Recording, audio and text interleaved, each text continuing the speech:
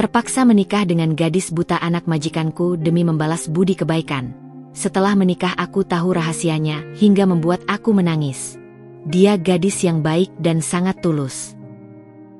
Sebelum masuk ke ceritanya, jangan lupa absen dulu bunda-bunda semua dari daerah mana saja, agar kita makin akrab. Dan bagi bunda yang belum subscriber, jangan lupa untuk klik tombol subscriber agar tidak ketinggalan kisah menarik selanjutnya.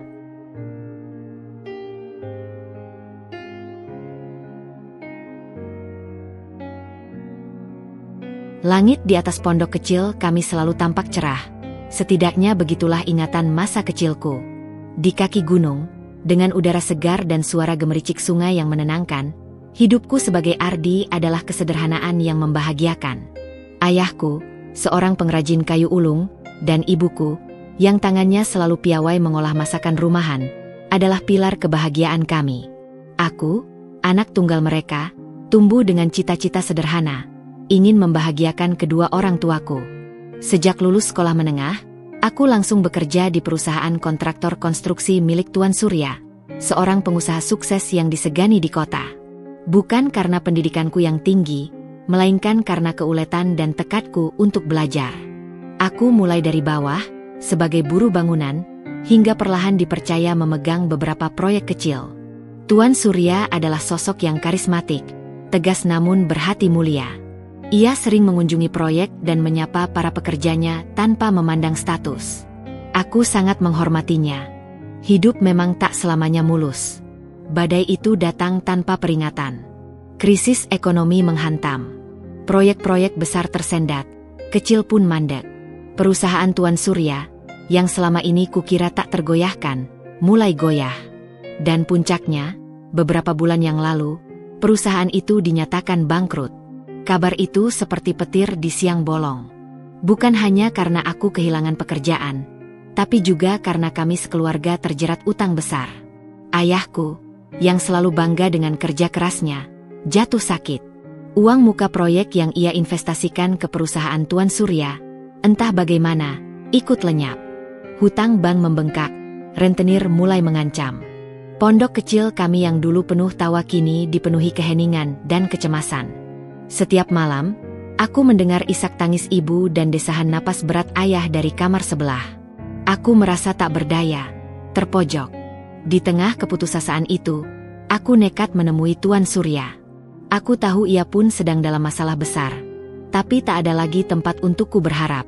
Kantornya sudah sepi, hanya ada beberapa staf yang tersisa. Saat aku masuk, Tuan Surya duduk di meja kerjanya yang kosong, menatap keluar jendela dengan tatapan hampa.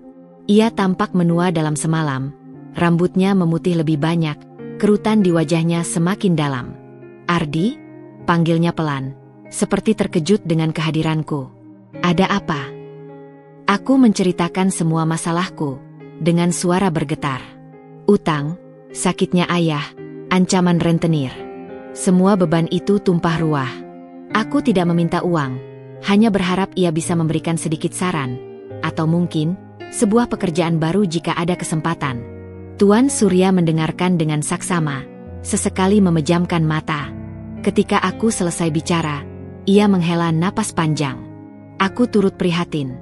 "Ardi, aku tahu ini berat." Ia bangkit, berjalan ke arah jendela, memandang kota yang dulu begitu ia kuasai, kini tampak muram. "Aku punya satu cara untuk membantumu. Tapi ini bukan tanpa syarat." Jantungku berdebar kencang. "Apapun, aku akan melakukan apapun. Aku akan melunasi semua utang-utang keluargamu," katanya, suaranya pelan tapi tegas.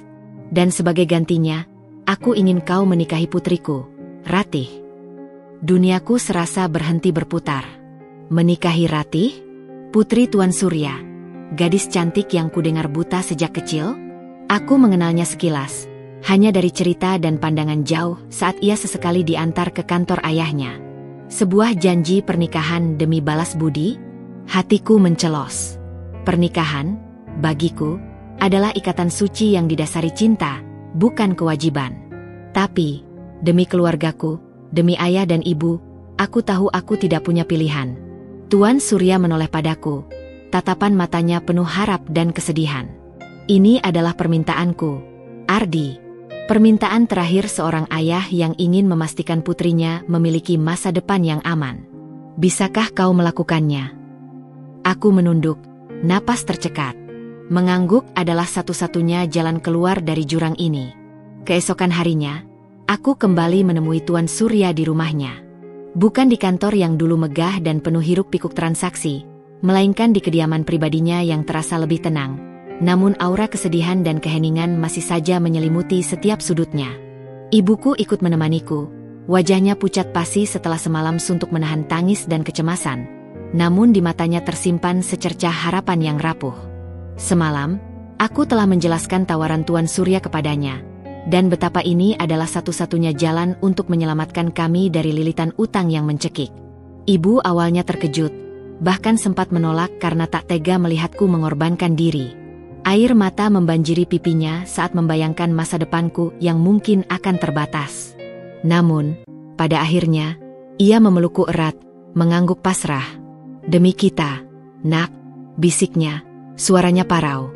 "Demi ayahmu. Jangan khawatirkan ibu." Saat kami tiba, Tuan Surya menyambut kami di pintu dengan senyum tipis yang terasa dipaksakan. Ia mempersilakan kami masuk ke ruang tamu yang luas, dengan aroma bunga melati yang samar-samar tercium, memberikan sentuhan kehangatan di tengah suasana yang dingin. Di sana, di sofa tunggal yang menghadap ke jendela besar, aku melihat Ratih.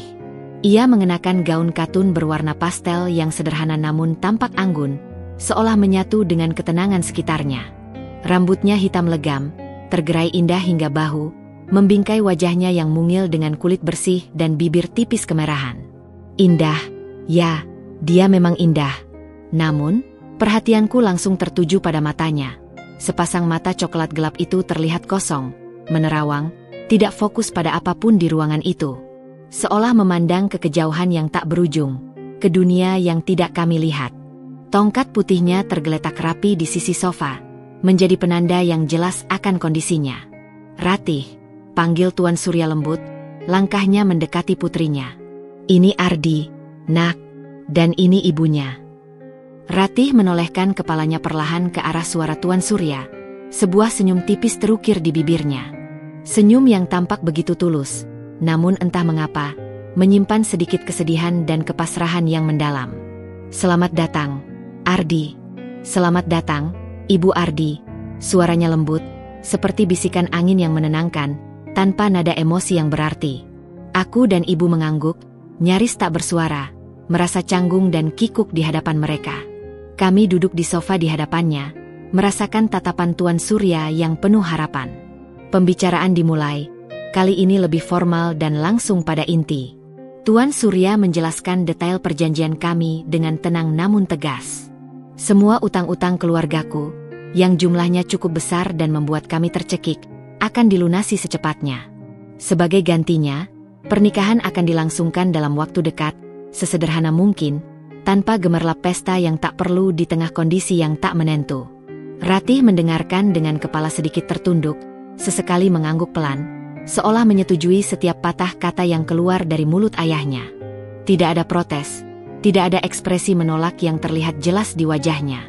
Ia tampak pasrah, atau mungkin sudah terbiasa dengan nasibnya yang ditentukan orang lain. Selama pertemuan itu, aku tak henti-hentinya memindai Ratih, mencoba mencari tahu lebih banyak tentang dirinya melalui bahasa tubuhnya yang minim.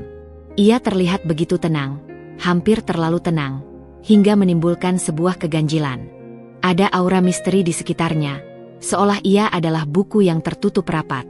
Apakah ia tahu tentang perjanjian ini sebelumnya? Apakah ia juga terpaksa menerima nasib ini, seperti halnya aku?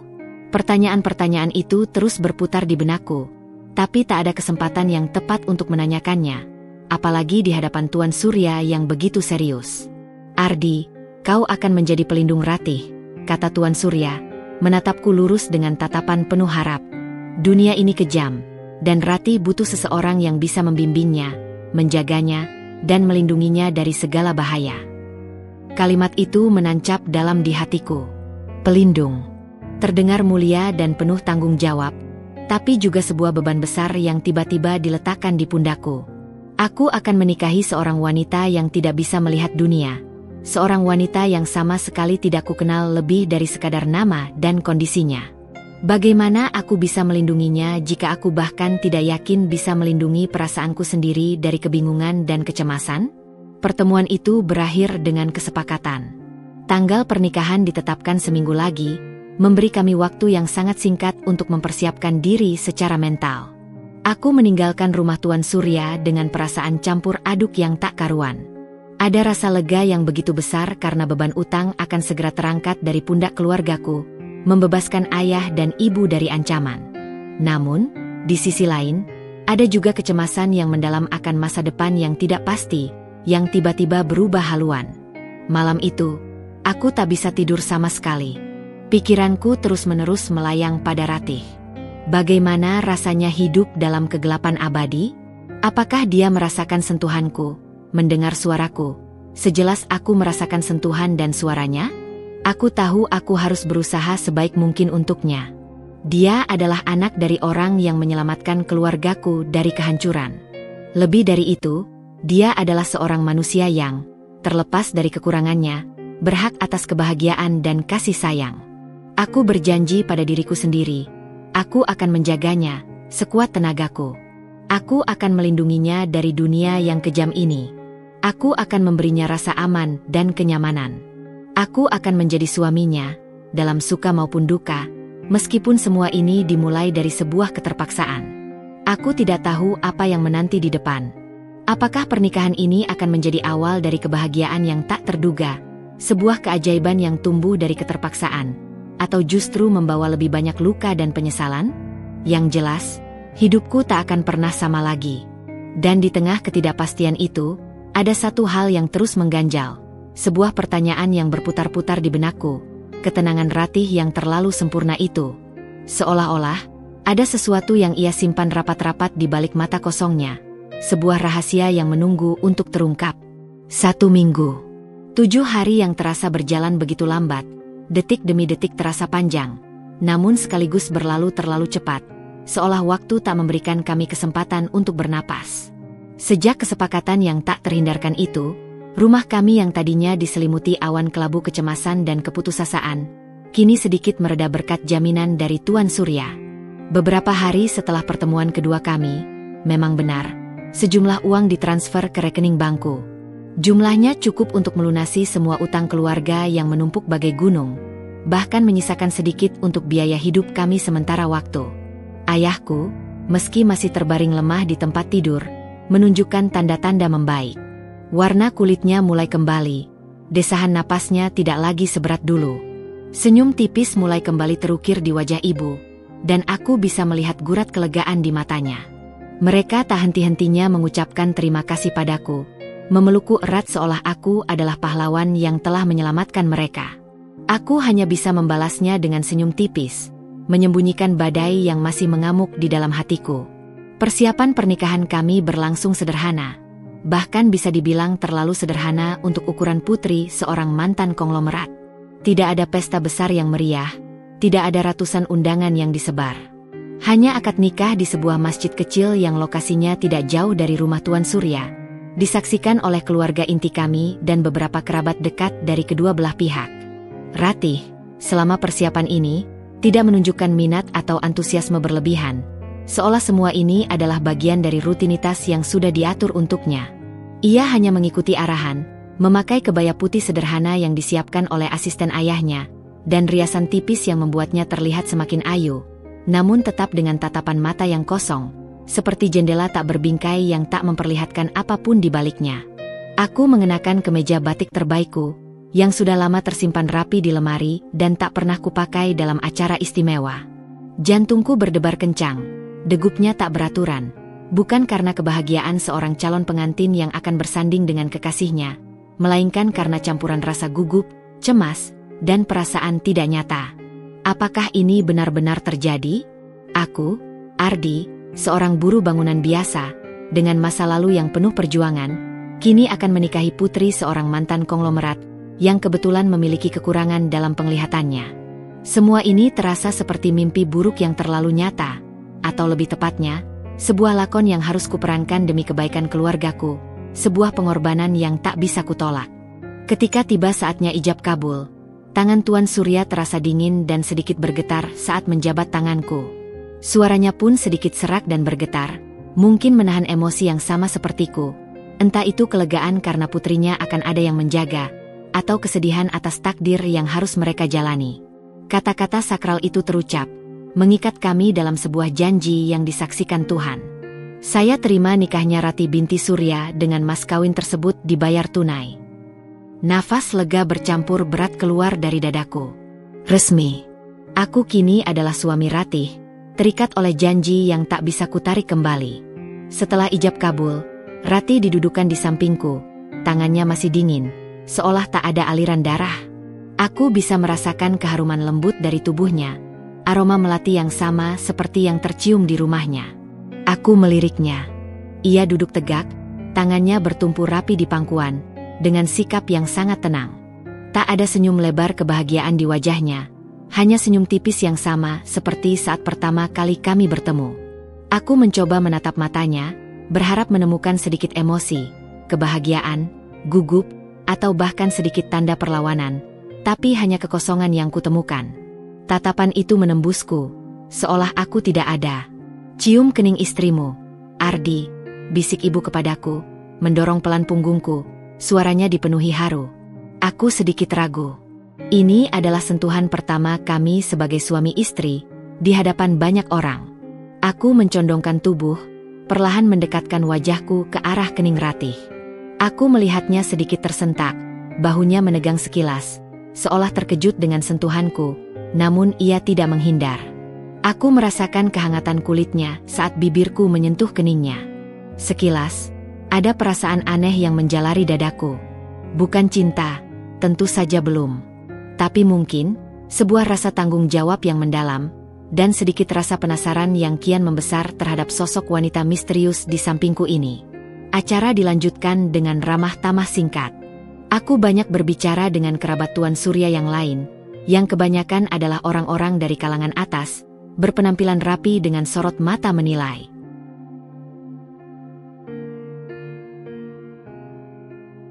Aku berusaha bersikap sopan dan ramah, meski merasa seperti orang asing di tengah keramaian itu, seorang penyusup yang tidak pantas berada di sana. Ratih, di sisi lain, lebih banyak diam. Ia sesekali tersenyum ketika ada yang mengajaknya bicara, tapi interaksinya sangat terbatas. Ia seperti berada dalam dunianya sendiri, terpisah dari keramaian di sekitarnya, sebuah pulau yang sunyi di tengah lautan suara. Menjelang sore, kami berpamitan. Tuan Surya memelukku erat, pelukannya terasa berat. Jaga Ratih baik-baik, Ardi. Dia titipanku. Dia satu-satunya hartaku yang paling berharga. Suaranya terdengar tulus, penuh beban, seolah ia menyerahkan seluruh dunianya kepadaku. Akan kulakukan, Tuan, jawabku mantap, meski dalam hati aku merasa tidak yakin bisa sepenuhnya mengemban amanah sebesar ini. Apakah aku sanggup? Apakah aku akan mengecewakannya? Kami pulang ke rumah baru kami. Rumah yang dulunya adalah salah satu aset kecil Tuan Surya yang kini disiapkan untuk kami tempati. Sebuah rumah sederhana namun bersih dan nyaman, tidak terlalu besar, cukup untuk 2 orang. Keheningan langsung menyelimuti saat kami melangkah masuk. Keheningan yang terasa berbeda dari keheningan di rumah Tuan Surya. Ini adalah awal dari kehidupan baruku, kehidupan yang tidak pernah kubayangkan. Pernikahan tanpa gemerlap, tanpa cinta yang menggebu-gebu, namun penuh dengan janji dan sebuah beban tanggung jawab yang berat yang harus kupikul. Aku hanya bisa berharap, di balik semua keterpaksaan ini, ada secercah kebahagiaan yang bisa kami temukan bersama, perlahan-lahan, seiring berjalannya waktu.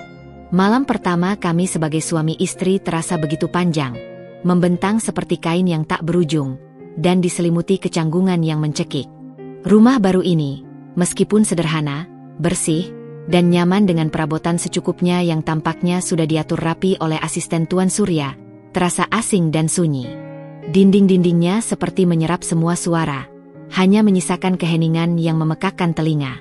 Setelah mengantar ibu pulang ke pondok kami yang kini sudah terasa lega dari beban utang dan ancaman rentenir, sebuah beban yang berhasil kuangkat, aku kembali ke rumah ini dengan langkah berat. Setiap pijakanku di lantai kayu terasa menggema di keheningan.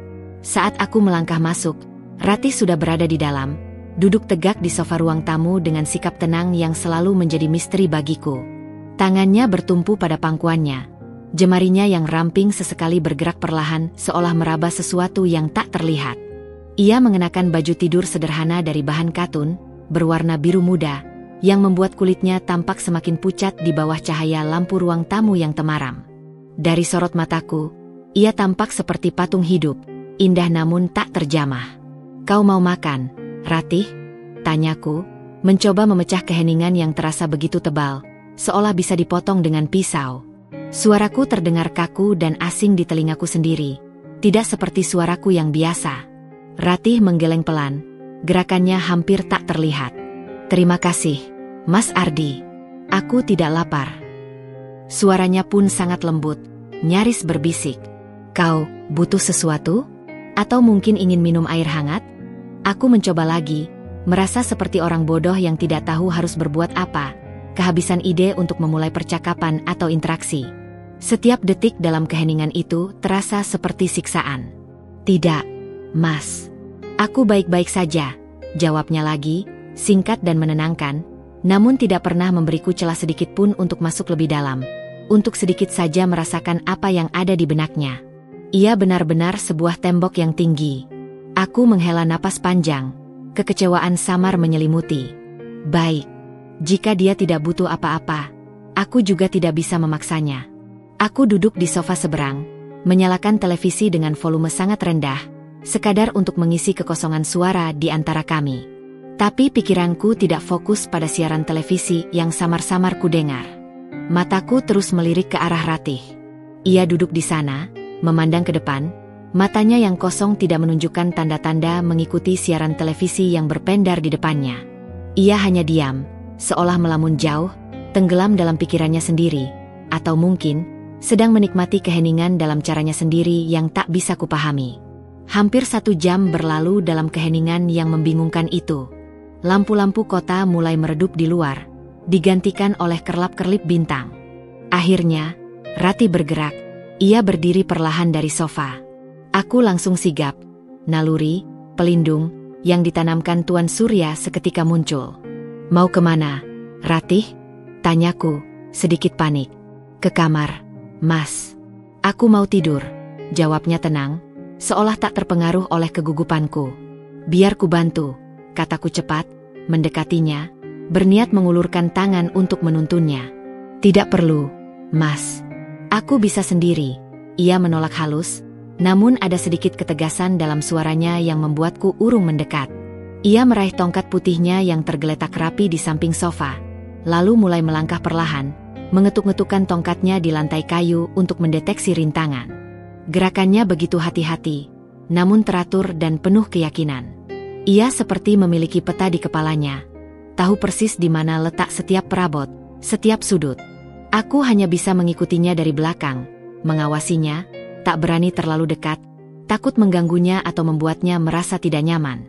Aku melihatnya masuk ke salah satu kamar di bagian belakang, yang sepertinya sudah disiapkan untuknya, karena terlihat lebih rapi dan personal. Aku menunggunya di luar pintu yang sedikit terbuka, mendengar gerakan samar di dalamnya.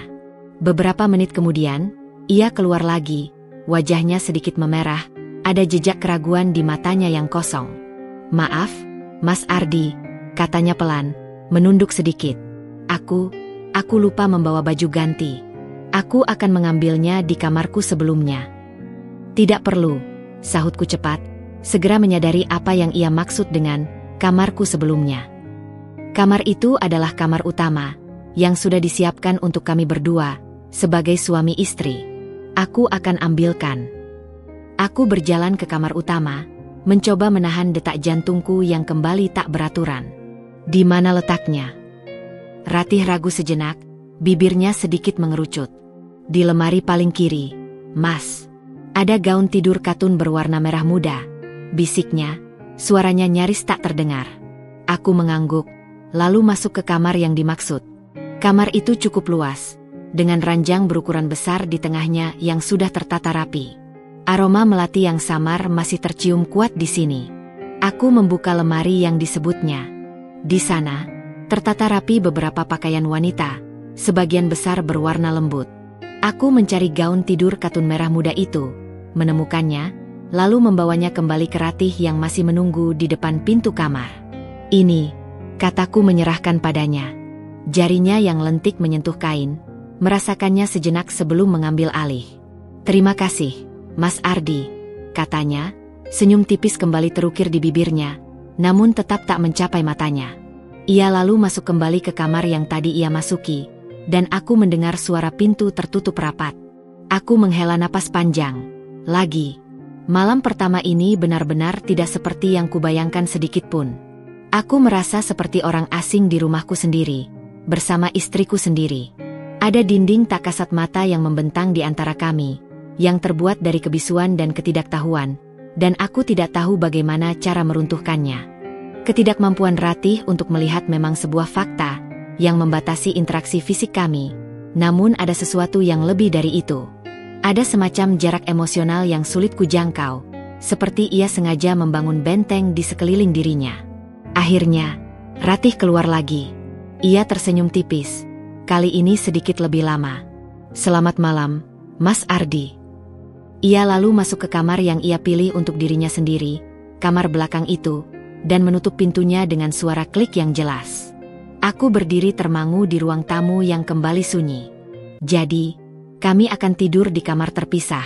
Aku tidak tahu apakah itu keputusan Ratih sendiri atau memang sudah diatur oleh Tuan Surya sebagai bagian dari perlindungan yang ia inginkan.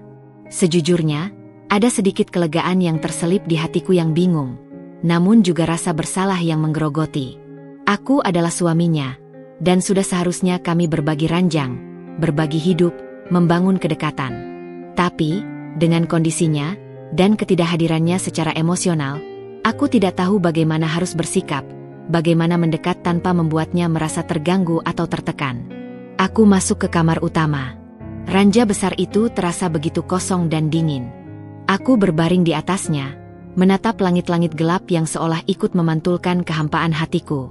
Suara jangkrik dari luar terdengar jelas, menemani keheningan yang menyesakkan, mengisi kekosongan yang ada di dalam rumah ini, di antara kami. Malam ini, aku tidur sendiri, di rumah yang baru, bersama seorang istri yang tak bisa melihat, dan yang menyimpan terlalu banyak rahasia dalam ketenangan sempurna yang begitu misterius. Aku bertanya-tanya, apa yang sebenarnya ada di balik mata kosong itu? Dan, apakah aku bisa menjadi suami yang pantas untuknya, seperti yang Tuan Surya harapkan? Apakah kami akan pernah bisa menjadi pasangan yang sesungguhnya? Pagi pertama sebagai suami Ratih terasa aneh, dipenuhi campuran kebaruan dan keheningan yang familiar.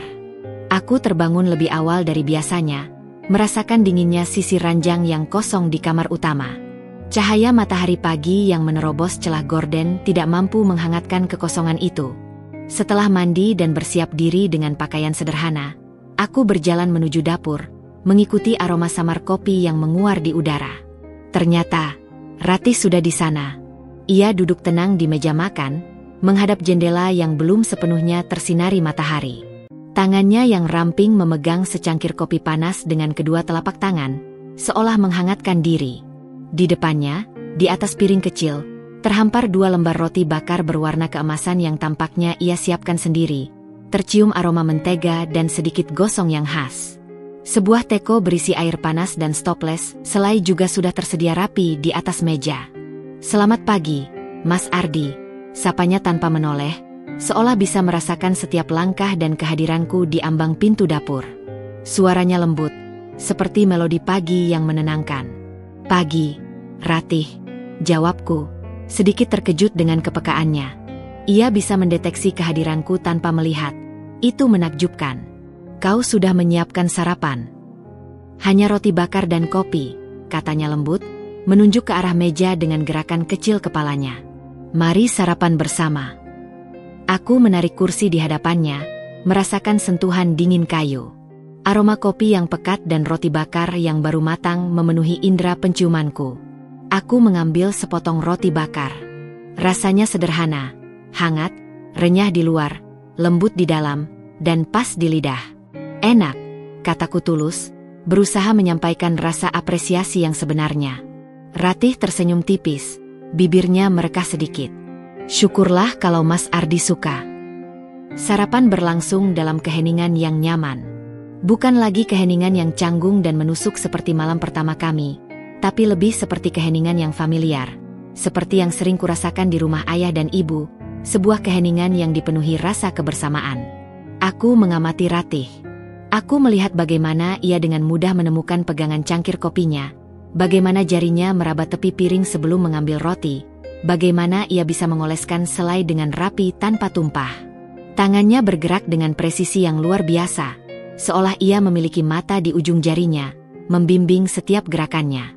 Itu membuatku semakin penasaran. Setelah sarapan, aku menawarkan diri untuk mencuci piring.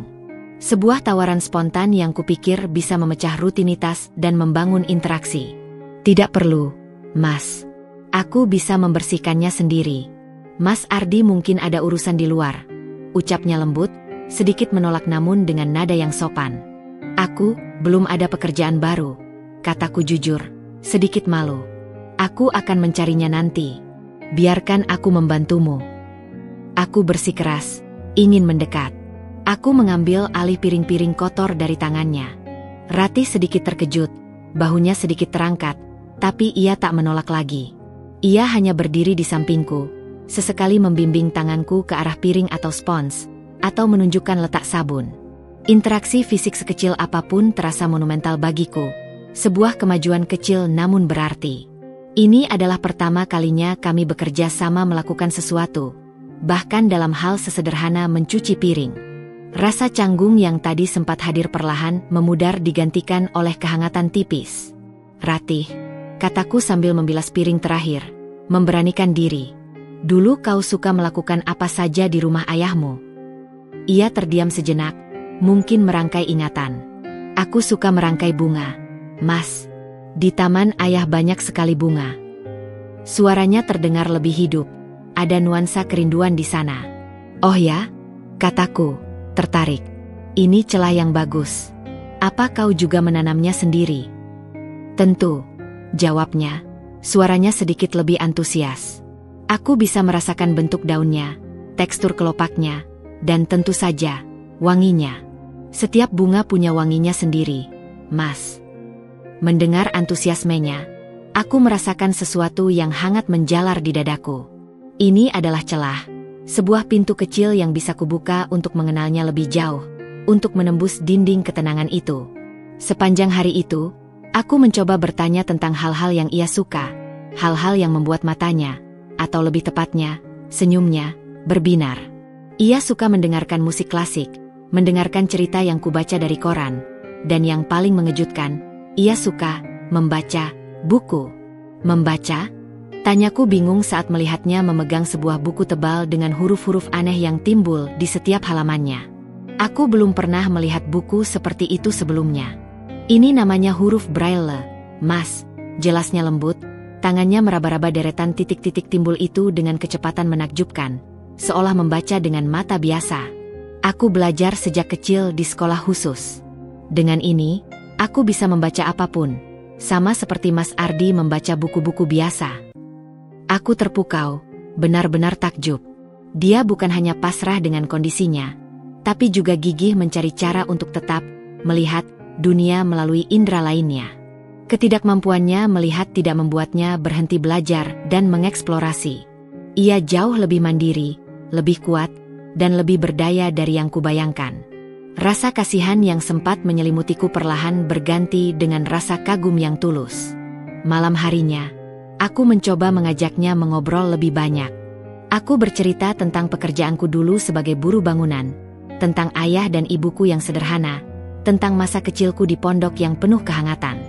Ratih mendengarkan dengan saksama, sesekali tertawa kecil saat aku menceritakan hal lucu dari masa kecilku. Tawanya lembut, seperti lonceng angin yang berdenting pelan. Namun, ketika giliranku bertanya tentang dirinya, ia kembali menutup diri. Seperti kura-kura yang menarik kepalanya ke dalam tempurung. Ratih, apa kau tidak pernah merasa sedih karena tidak bisa melihat dunia ini seutuhnya? Tanyaku hati-hati, takut menyentuh luka lama. Ia terdiam lama, cukup lama hingga aku berpikir ia tidak akan menjawab. Awalnya, tentu saja, bisiknya, suaranya sedikit tercekat, ada getir di sana. Aku sering menangis. Tapi ayah dan ibu selalu meyakinkanku bahwa dunia ini luas, dan aku bisa merasakannya dengan cara yang berbeda. Ini adalah duniaku, Mas. Dan aku menemukan banyak keindahan di dalamnya, meskipun gelap. Suara hujan, aroma tanah basah, melodi burung, sentuhan kelopak bunga, semua itu adalah keindahan bagiku. Jawabannya membuatku terdiam, merenung. Ada kesedihan yang mendalam di balik ketenangan itu, namun juga penerimaan yang luar biasa terhadap takdirnya. Dia adalah wanita yang kuat, jauh lebih kuat dari kelihatannya. Aku mulai merasa kagum padanya, bukan lagi hanya rasa kasihan atau tanggung jawab semata. Aku ingin tahu lebih banyak tentangnya, tentang rahasia di balik mata kosong dan senyum tulus itu. Ada dinding yang masih membentang di antara kami, tapi hari ini, aku merasa berhasil menaruh satu bata pertama untuk sebuah jembatan. Jembatan yang kuharap bisa menghubungkan hati kami suatu saat nanti. Hari-hari berikutnya mengalir dengan ritme yang lebih teratur. Sebuah rutinitas baru yang perlahan kami bangun di rumah yang asing ini. Aku mulai mencari pekerjaan dengan lebih serius. Dengan pengalaman kerjaku sebelumnya di bidang konstruksi dan sedikit koneksi dari Tuan Surya yang, meskipun sedang terpuruk, masih memiliki pengaruh di beberapa kenalannya, aku berhasil mendapatkan pekerjaan sementara di sebuah proyek pembangunan rumah yang tidak terlalu jauh dari tempat tinggal kami. Gajinya memang tidak sebesar dulu saat perusahaan Tuan Surya masih berjaya, tapi cukup untuk menghidupi diri sendiri dan Ratih, tanpa harus bergantung sepenuhnya pada sisa uang yang diberikan Tuan Surya, yang kurasa cepat atau lambat akan habis juga. Aku ingin mandiri, ingin bisa menafkahi istriku dengan keringatku sendiri. Ratih ternyata jauh lebih mandiri dari yang kubayangkan di awal. Setiap pagi, sebelum aku berangkat kerja, ia sudah berada di dapur, menyiapkan sarapan. Aku sering terbangun oleh aroma kopi dan roti panggang yang menguar dari dapur. Ia tahu persis di mana letak piring, cangkir, bahkan garam dan lada di lemari atau meja dapur. Ia bisa bergerak di sekitar rumah dengan sangat luas, seolah ia bisa melihat setiap detailnya, setiap lekukan perabot, setiap batas ruangan. Aku sering mengamatinya, terkadang diam-diam dari kejauhan, terkadang terang-terangan saat kami berinteraksi di meja makan. Gerakannya selalu tenang, teratur, dan penuh keyakinan. Tidak pernah sekalipun ia menabrak sesuatu atau tersandung. Ia bisa menyapu lantai, mengepel, bahkan memasak hidangan sederhana seperti sup atau tumisan dengan bantuan indera peraba dan penciumannya yang tajam. Ajaibnya, dapur tidak pernah berantakan setelah ia menggunakannya. Yang paling membuatku terkejut adalah kemampuannya mengenali orang dan benda. Ia bisa membedakan suaraku dari suara pengantar barang atau tukang pos, bahkan bisa tahu jenis bunga hanya dengan mencium aromanya. Ia sering menghabiskan waktu di teras belakang, di mana ada kebun kecil yang ditumbuhi beberapa tanaman bunga. Ia akan meminta bantuanku untuk mengambilkan beberapa bunga dari sana, dan jarinya yang lentik akan bergerak lincah, membentuk rangkaian yang indah dan simetris, seolah ia bisa melihat warna dan bentuknya. "Ratih, ini cantik sekali," pujiku suatu sore, melihat rangkaian bunga mawar merah dan melati yang ia buat. Kombinasi warnanya begitu pas, seolah ia bisa melihat kontrasnya. "Terima kasih, Mas Ardi," katanya lembut, senyum tipisnya yang selalu menghiasi bibirnya kembali terukir. Aku bisa membayangkan warnanya dari wangi dan tekstur kelopaknya. Mawar merah punya wangi yang kuat dan kelopak tebal, sementara melati wanginya lembut dan kelopaknya tipis. Meski kemandiriannya luar biasa dan ia tampak menerima takdirnya dengan lapang dada, ada satu hal yang tak pernah berubah, dinding emosional yang membentang di antara kami. Ratih selalu bersikap sopan, ramah, dan penuh perhatian padaku sebagai suaminya, tapi ia tak pernah membuka diri secara mendalam. Setiap kali aku mencoba mendekati topik personal, seperti perasaannya tentang kebutaannya, mimpinya, atau masa lalunya, ia akan mengubah topik pembicaraan dengan halus atau hanya menjawab singkat, "Aku baik-baik saja, Mas," diikuti senyuman yang samar. Tatapan matanya yang kosong itu seolah menjadi benteng kokoh yang tak bisa kutembus. Sebuah tirai yang menyembunyikan semua emosi dan pemikirannya. Aku ingin tahu lebih banyak tentangnya, tentang apa yang sebenarnya ia rasakan di balik ketenangan yang sempurna itu. Mengapa ia begitu tenang dan pasrah? Apakah ia tidak pernah merasa sedih, putus asa, atau ingin menyerah? Apakah ia tidak pernah ingin melihat dunia ini dengan matanya sendiri, Merasakan indahnya warna-warni ciptaan Tuhan? Pertanyaan-pertanyaan itu terus berputar di benakku, membuatku penasaran sekaligus frustrasi. Aku merasa seperti hidup bersama seorang teka-teki yang indah, sebuah kotak musik yang tertutup rapat, hanya sesekali memperdengarkan melodi yang menenangkan. Aku adalah suaminya, tapi terasa seperti orang asing yang tinggal satu atap dengannya, mencoba memahami setiap gerak-geriknya. Suatu malam, sekitar pukul 2 dini hari, aku terbangun karena mendengar suara samar dari kamar Ratih. Awalnya kupikir itu hanya suara jangkrik atau angin yang berdesir di luar. Tapi suara itu kembali, lebih jelas kali ini, seperti isakan tertahan yang mencoba diredam. Aku bangkit dari ranjang, perlahan, memastikan langkahku tidak menimbulkan suara. Aku mendekati pintu kamarnya. Suara itu semakin jelas, sebuah melodi pilu dari seseorang yang sedang sangat terluka. Ratih menangis.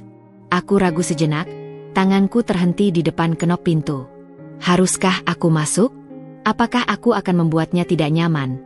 Atau lebih parah lagi, membuatnya marah karena mengganggu privasinya?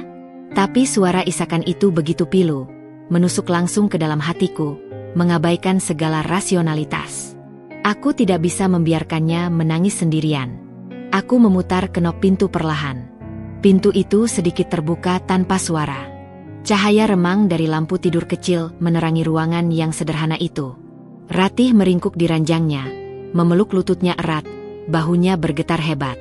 Air mata membasahi pipinya yang pucat, memantulkan sedikit cahaya. Ia tidak mengeluarkan suara keras, hanya isakan-isakan tertahan yang menyayat hati, seolah ia berusaha keras untuk tidak mengeluarkan suara tangisan. Aku masuk perlahan, mendekatinya dengan langkah hati-hati. Ratih, panggilku lembut, suaraku nyaris berbisik. Ia tersentak, langsung mengangkat kepalanya.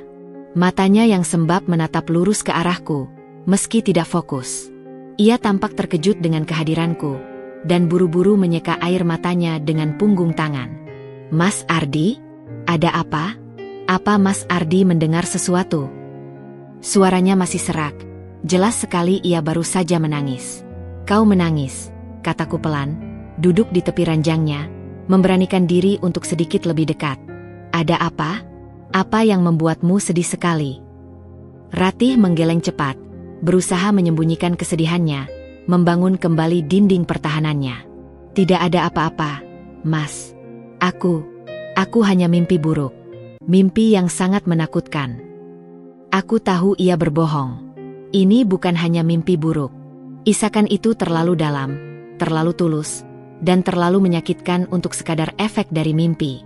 Ada celah kecil yang terbuka, memperlihatkan perasaan Ratih yang sesungguhnya di balik ketenangan yang selalu ia tunjukkan.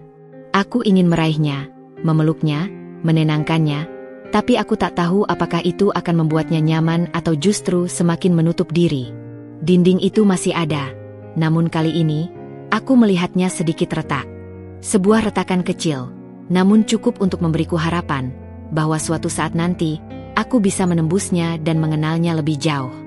Isakan pilu Ratih malam itu terus terngiang di benakku, seperti melodi melankolis yang tak bisa kuhilangkan dari ingatanku. Aku tahu ia menyembunyikan sesuatu yang jauh lebih dalam dari sekadar mimpi buruk. Ketenangannya yang sempurna selama ini, yang tadinya kupikir adalah sebuah bentuk penerimaan pasrah terhadap takdir, kini mulai terasa seperti sebuah topeng, sebuah pertahanan diri yang rapuh. Retakan kecil yang kulihat di malam itu membuatku ingin tahu lebih banyak, ingin menembus benteng yang ia bangun di sekeliling hatinya. Aku merasa berkewajiban untuk tidak hanya melindunginya secara fisik, menjaga dirinya dari bahaya luar, tetapi juga mencoba memahami jiwanya yang tersembunyi, menyelami dunianya yang selama ini tertutup rapat.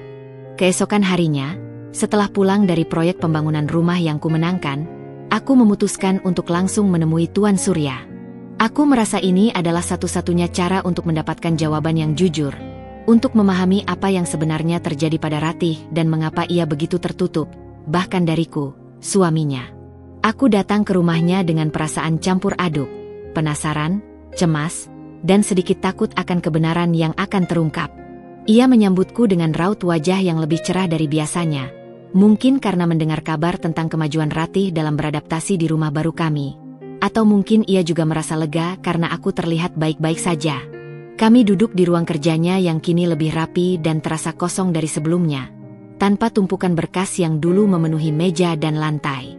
Udara di ruangan itu terasa dingin, seperti ada sesuatu yang beku di antara kami, sebuah kebenaran yang belum terucapkan. Bagaimana Ratih? Ardi? Apa ia nyaman tinggal bersamamu? Tanya Tuan Surya, memulai percakapan dengan nada penuh harap, sorot matanya yang keruh tampak sedikit berbinar. Dia baik, Tuan. Jawabku, berusaha terdengar tenang. Sangat mandiri. Dia bisa melakukan banyak hal sendiri di rumah, bahkan menyiapkan sarapan dan merangkai bunga. Aku berhenti sejenak, mengumpulkan seluruh keberanianku, merasakan jantungku berdebar kencang. Ini adalah momennya. Tapi, ada sesuatu yang sangat ingin kutanyakan padamu, Tuan, tentang Ratih. Tuan Surya menatapku. Sorot matanya yang tadi berbinar kini berubah serius, penuh kewaspadaan. Ia seolah bisa merasakan bahwa ada sesuatu yang berat yang akan kuucapkan. Ada apa, Ardi? Jangan sungkan. Katakan saja. Tadi malam, aku mendengar Ratih menangis di kamarnya. Ujarku pelan, hati-hati, memilih setiap kata. Ketika kutanyakan, ia bilang hanya mimpi buruk. Tapi aku merasa ada yang lain. Isakannya begitu dalam. Ia seperti menyimpan banyak kesedihan yang tak terucapkan. Dan ia selalu menolak jika aku mencoba membantunya secara fisik, atau bahkan sekadar menyentuhnya. Seolah ada jarak tak terlihat yang sengaja ia jaga antara kami. Aku menatap Tuan Surya lurus, mencari jawaban di matanya. Apakah ada sesuatu yang tidak aku ketahui tentang Ratih, Tuan? Tuan Surya menghela napas panjang, sangat panjang, seolah ia menghembuskan beban bertahun-tahun. Tatapannya menerawang jauh keluar jendela, ke arah langit senja yang mulai menggelap. Ada gurat penyesalan yang mendalam di wajahnya yang mulai menua, di setiap kerutan di dahinya. Ardi, Ratih memang anak yang kuat, katanya, suaranya pelan dan berat, terdengar lebih tua dari usianya. Dia sudah terbiasa dengan kondisinya sejak kecil. Tapi, ada satu hal yang ia sembunyikan. Tidak hanya darimu, tapi dari semua orang, bahkan dariku, sampai ia beranjak dewasa dan aku baru menyadarinya sendiri betapa besarnya beban itu. Jantungku berdebar kencang, menggema di telingaku. Ini dia rahasia yang selama ini kurasakan, yang tersembunyi di balik mata kosong dan ketenangan palsunya. Ratih, ia tidak benar-benar buta total. Ardi, ucap Tuan Surya, memejamkan mata sejenak, seolah kata-kata itu sulit dan menyakitkan untuk keluar dari mulutnya. Dia hanya memiliki low vision. Penglihatannya sangat terbatas. Ia bisa melihat bayangan, cahaya, dan bentuk samar-samar, terutama jika objeknya sangat dekat dan pencahayaannya cukup. Tapi ia tidak bisa melihat detail, warna, atau wajah dengan jelas. Semua yang ia lihat adalah buram, seperti melihat melalui kabut tebal. Duniaku serasa berputar, terhempas oleh ombak kebenaran yang tak terduga. Low vision? Bukan buta total? Jadi selama ini, semua yang kurasakan tentang kemandiriannya yang luar biasa, gerakannya yang terlalu presisi, kemampuannya mengenali benda dan orang, bukanlah keajaiban dari indera lain, melainkan sebuah realita yang disembunyikan? Air mata tiba-tiba menggenang di pelupuk mataku, dan tanpa bisa kuhentikan, ia mulai jatuh membasahi pipiku. Ini bukan marah, bukan kecewa. Ini adalah perasaan yang jauh lebih kompleks dan mendalam. Haru yang luar biasa, kaget yang tak terlukiskan, dan sebuah pemahaman yang mendalam tentang beban yang ia pikul. Mengapa ia harus menyembunyikannya, Tuan? Tanyaku, suaraku tercekat, serak karena menahan emosi. Tuan Surya menoleh padaku. Matanya juga berkaca-kaca, memancarkan kesedihan yang sama. Ini adalah kesalahanku, Ardi. Kesalahan fatal kami sebagai orang tua. Sejak ia kecil, dokter mendiagnosisnya dengan kondisi yang sangat langka, dan kami diberitahu penglihatannya akan terus memburuk hingga gelap total. Kami sangat terpukul, hancur. Aku dan ibunya terlalu khawatir. Kami ingin melindunginya dari dunia yang kejam ini, dari rasa iba yang berlebihan, dari perlakuan yang salah. Kami mengajarkannya untuk bersikap seolah ia buta total, agar orang-orang lebih berhati-hati padanya, agar ia tidak terluka, agar ia mendapatkan perlakuan khusus dan empati dari lingkungan. Kami tidak ingin ia merasa minder, merasa berbeda, atau dieksploitasi. Ia terdiam sejenak, menatapku lurus, mencari pemahaman di mataku. Aku takut, jika orang tahu ia masih bisa melihat sedikit, mereka akan memanfaatkannya, atau justru menuntutnya terlalu banyak, menganggapnya normal. Aku hanya ingin Ratih aman dan nyaman. Ardi. Aku tidak ingin ia terluka lagi. Tuan Surya membasahi bibirnya yang kering. Tapi, aku tidak tahu ini justru menjadi beban yang jauh lebih berat baginya. Ia hidup setiap hari dengan ketakutan bahwa rahasianya akan terbongkar, dan orang-orang akan membencinya karena berbohong.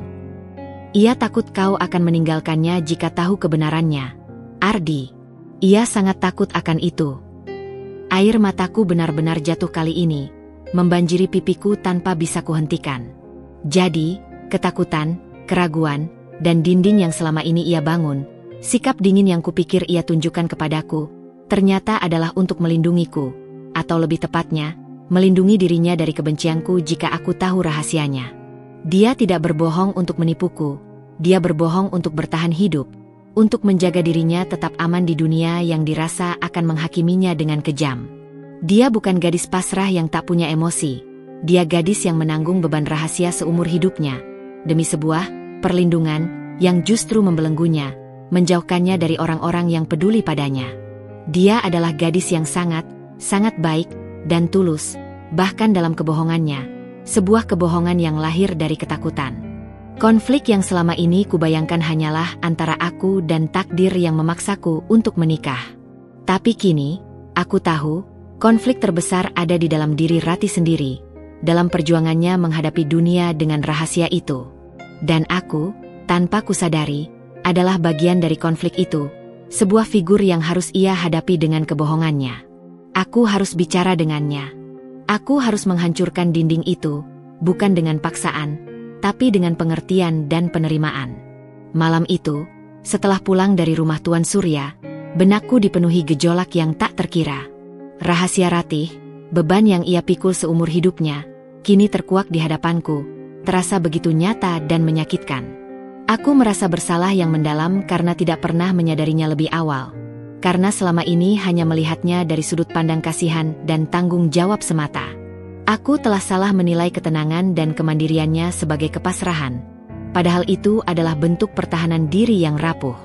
Aku harus bicara dengannya, menjelaskan bahwa aku mengerti, bahwa aku tidak marah, dan yang terpenting, bahwa aku akan tetap di sisinya, apapun yang terjadi. Aku ingin menjadi tempatnya bersandar. Aku menemukan Ratih di ruang tamu, sedang duduk tenang di sofa favoritnya, meraba-raba buku braille miliknya dengan jemari lentik. Cahaya lampu temaram menyinari wajahnya yang tenang, yang kini terasa kontras dengan badai emosi di dalam diriku. Aku menarik napas dalam-dalam, mengumpulkan seluruh keberanian yang kumiliki, merasakan jantungku berdebar kencang di dada. Ratih, panggilku lembut, suaraku sedikit bergetar, sulit menyembunyikan kegugupanku. Ia menolehkan kepalanya perlahan ke arah suara, senyum tipisnya seperti biasa menghiasi bibir. Mas Ardi sudah pulang? Bagaimana pertemuan dengan ayah? Aku berjalan mendekat, menarik kursi dan duduk di sofa di depannya, cukup dekat sehingga ia bisa merasakan kehadiranku dan hawa tubuhku, namun tidak terlalu dekat sehingga ia merasa terancam atau terpojok. Aku ingin dia merasa aman. Ratih, ada yang ingin kubicarakan serius denganmu, kataku, mencoba menjaga nada suaraku setenang mungkin, meski rasanya sulit. Senyumnya sedikit memudar. Ia mungkin bisa merasakan keseriusan dan ketegangan dalam suaraku. Matanya yang kosong sedikit melebar. Ada apa, Mas? Tanyanya, suaranya sedikit lebih pelan. Aku tahu tentang penglihatanmu, kataku langsung, tanpa basa-basi yang tak perlu. Aku melihat bahunya sedikit menegang, jemarinya yang tadi meraba buku braille kini meremas kertas itu dengan erat. Buku itu tampak bergetar di pangkuannya. Ia menunduk, tidak lagi menatap ke arahku, seolah mencoba bersembunyi. Keheningan yang terasa berat dan menyesakkan menyelimuti kami. Aku bisa mendengar detak jantungku sendiri yang bergemuruh di telingaku, dan napas Ratih yang mulai memburu. Ratih tidak menjawab, hanya diam, kepalanya semakin menunduk, menyembunyikan wajahnya di balik helaian rambutnya. Tubuhnya mulai bergetar samar. Aku tahu kau tidak buta total, Ratih, lanjutku, mencoba meyakinkannya bahwa aku memahami, bahwa aku tidak menghakiminya. Ayahmu sudah menceritakan semuanya padaku. Tentang Low Vision MU, tentang alasan mengapa kau menyembunyikannya selama ini dari semua orang, bahkan dari ayahmu sendiri. Dan aku mengerti. Aku tidak marah padamu sama sekali. Saat itulah, aku melihat bahu Ratih bergetar semakin hebat. Ia mulai terisak pelan, isakan yang sama seperti yang kudengar semalam, namun kini lebih terbuka, seolah bendungan telah runtuh. Air mata jatuh membasahi buku braille di pangkuannya. Mas Ardi pasti membenciku, bisiknya, suaranya parau dan penuh kesedihan, berbalut rasa bersalah yang mendalam. Aku sudah membohongi Mas Ardi. Aku tahu Mas Ardi menikahiku karena kasihan, karena aku buta. Dan sekarang Mas Ardi tahu aku tidak benar-benar buta total. Aku langsung bergerak, mendekat padanya, meraih tangannya yang dingin dan gemetar. Kali ini, ia tidak menariknya. Jari-jariku menggenggam tangannya erat, mencoba menyalurkan kehangatan dan ketulusan perasaanku. Tidak, Ratih. Dengarkan aku baik-baik, kataku, menangkup tangannya lembut. Aku tidak membencimu. Aku sama sekali tidak marah. Justru sebaliknya, aku merasa sedih. Sedih karena kau harus menanggung beban rahasia ini sendirian begitu lama, memikulnya tanpa ada yang tahu. Aku mengerti mengapa kau melakukannya. Ayahmu menjelaskan bahwa itu adalah cara kalian untuk melindungimu dari dunia yang keras. Aku bisa memahami ketakutanmu, betapa beratnya hidup dengan rahasia sebesar itu. Air mata Ratih semakin deras, tapi kali ini, tangisannya bukan lagi isakan tertahan yang menyayat hati, melainkan tangis lega yang memilukan, tangis pembebasan dari beban bertahun-tahun. Ia mengangkat wajahnya yang basah oleh air mata, matanya yang sembab menatap ke arahku, mencari kepastian dan keyakinan dalam pandanganku yang buram di matanya. Mas Ardi tidak akan pergi. Tidak, Ratih. Aku tidak akan pergi, kataku mantap, menatap lurus ke matanya yang berair, berusaha menyalurkan seluruh ketulusanku melalui tatapan itu.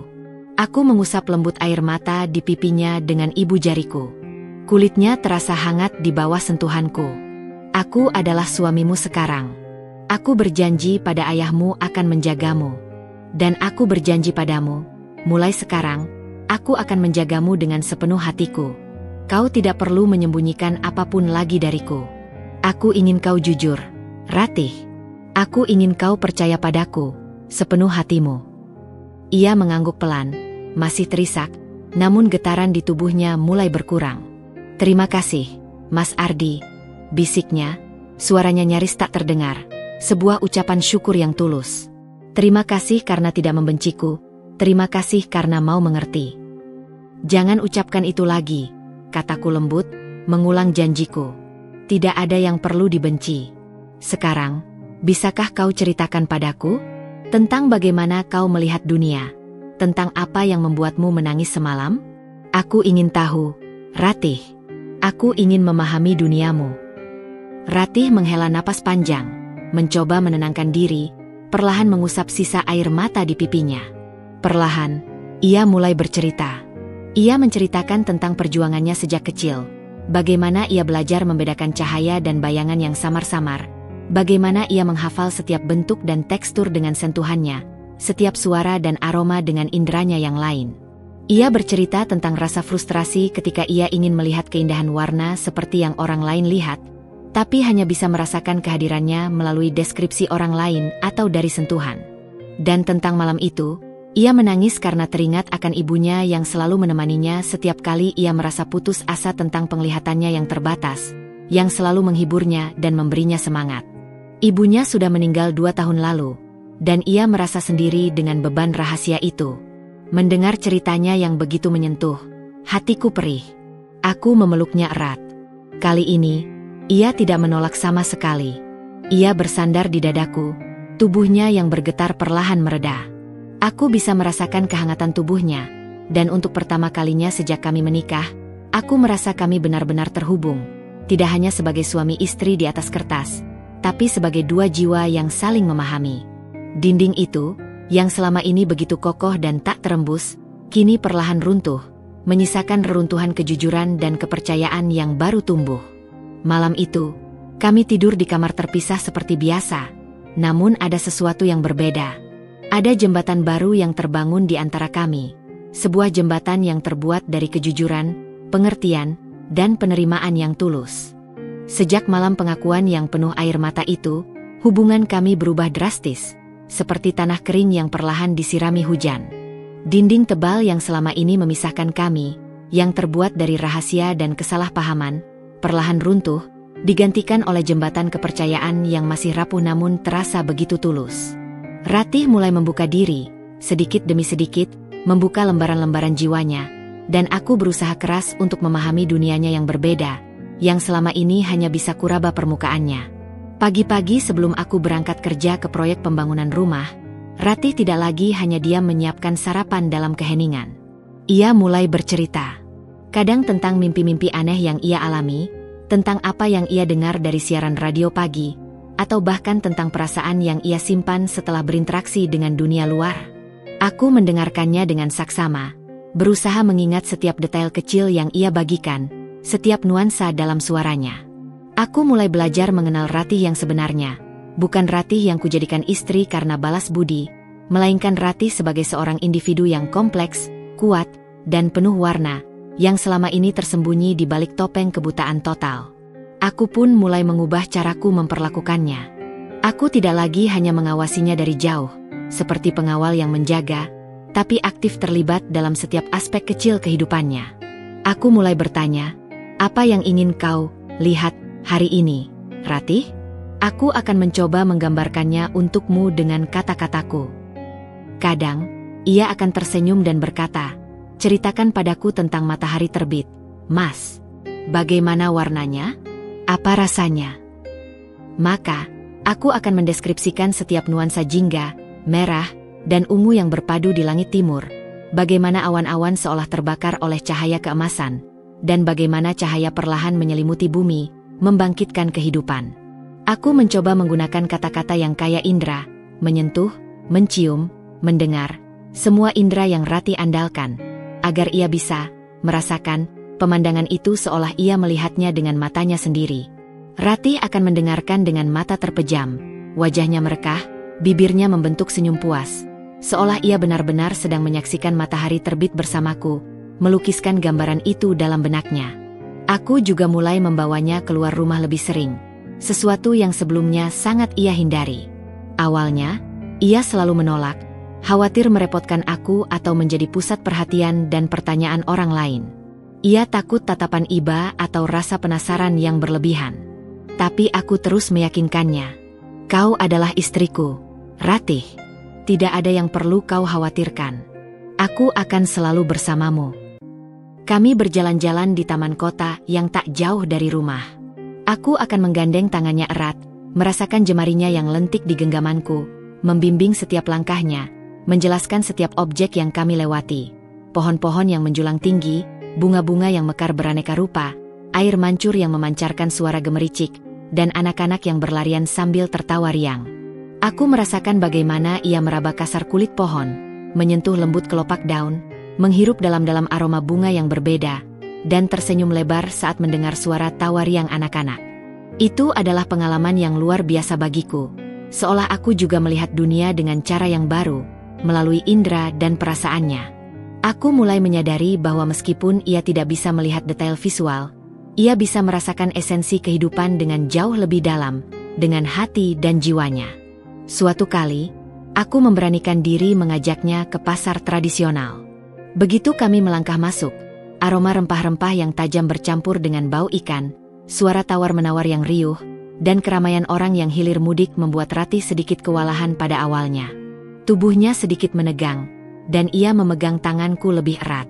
Namun, aku terus berbicara dengannya, mendeskripsikan apa yang ada di sekitar kami, membimbing tangannya untuk menyentuh buah-buahan dan sayuran segar, merasakan tekstur cabai, jeruk, dan daun-daunan. Ia tampak kagum, dan bahkan berinteraksi dengan beberapa pedagang dengan suara lembutnya, bertanya tentang asal buah atau rempah. Aku tidak pernah tahu pasar seperti ini, Mas, katanya sambil memegang seikat daun kemangi yang baru saja kubelikan, menghirup aromanya dalam-dalam. Wanginya luar biasa. Ada begitu banyak aroma yang bercampur. Aku tersenyum. Hatiku menghangat, merasakan kebahagiaan yang tulus melihatnya menikmati pengalaman baru. Ini adalah langkah maju yang besar, bukan hanya untuk Ratih, tapi juga untuk hubungan kami. Ratih mulai keluar dari cangkangnya, melepaskan sebagian ketakutannya, dan aku menjadi pemandunya, jembatan antara dunianya yang terbatas dan dunia luas yang penuh warna. Aku tidak lagi merasa terpaksa dalam pernikahan ini.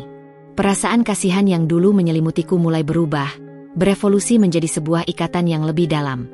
Sebuah ikatan pengertian, rasa hormat yang mendalam, dan bahkan, aku berani berkata, benih-benih kasih sayang yang mulai tumbuh di hatiku. Aku tidak lagi melihatnya sebagai gadis buta yang harus kubalas budinya, melainkan sebagai Ratih, istriku, yang unik, kuat, dan luar biasa dalam segala keterbatasannya. Aku belajar untuk melihat dunia dengan cara yang berbeda, melalui indera dan perasaannya yang peka.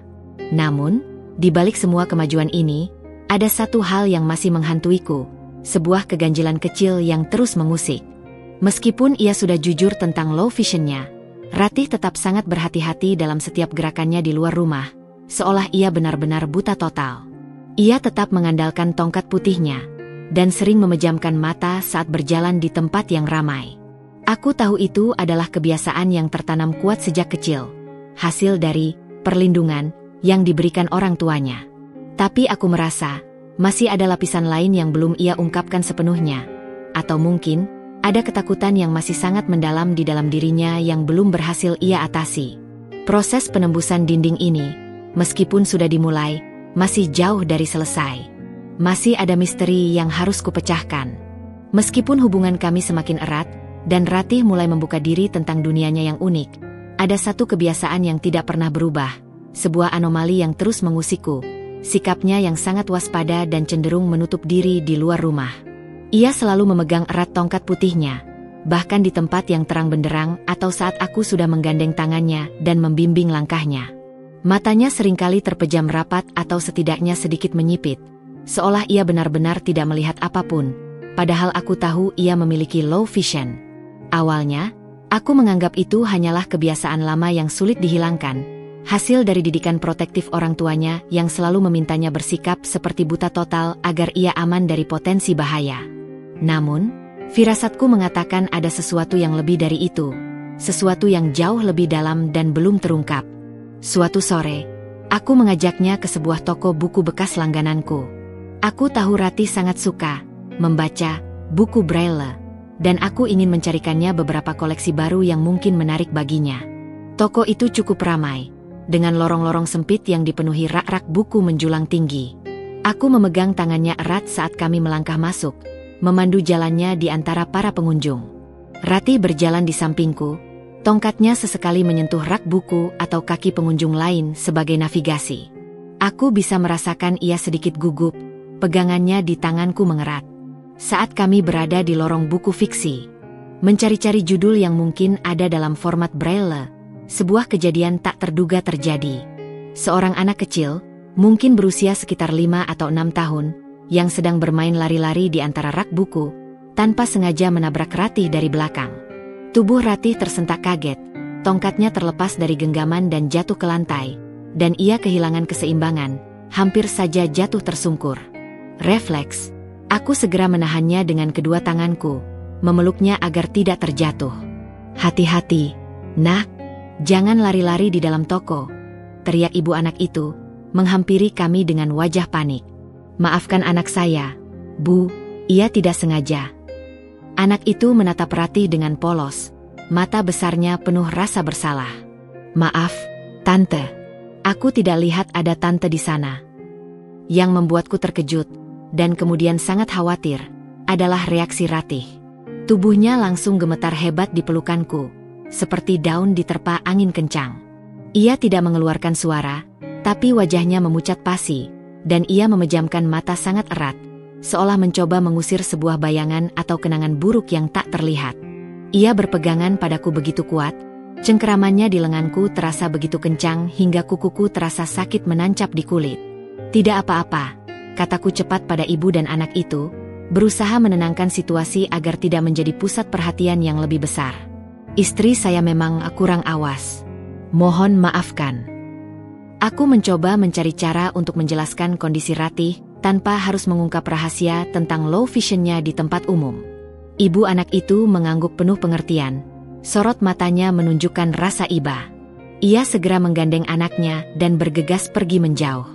Namun, setelah mereka menjauh, Ratih masih bergetar hebat. "Ratih, kau baik-baik saja?"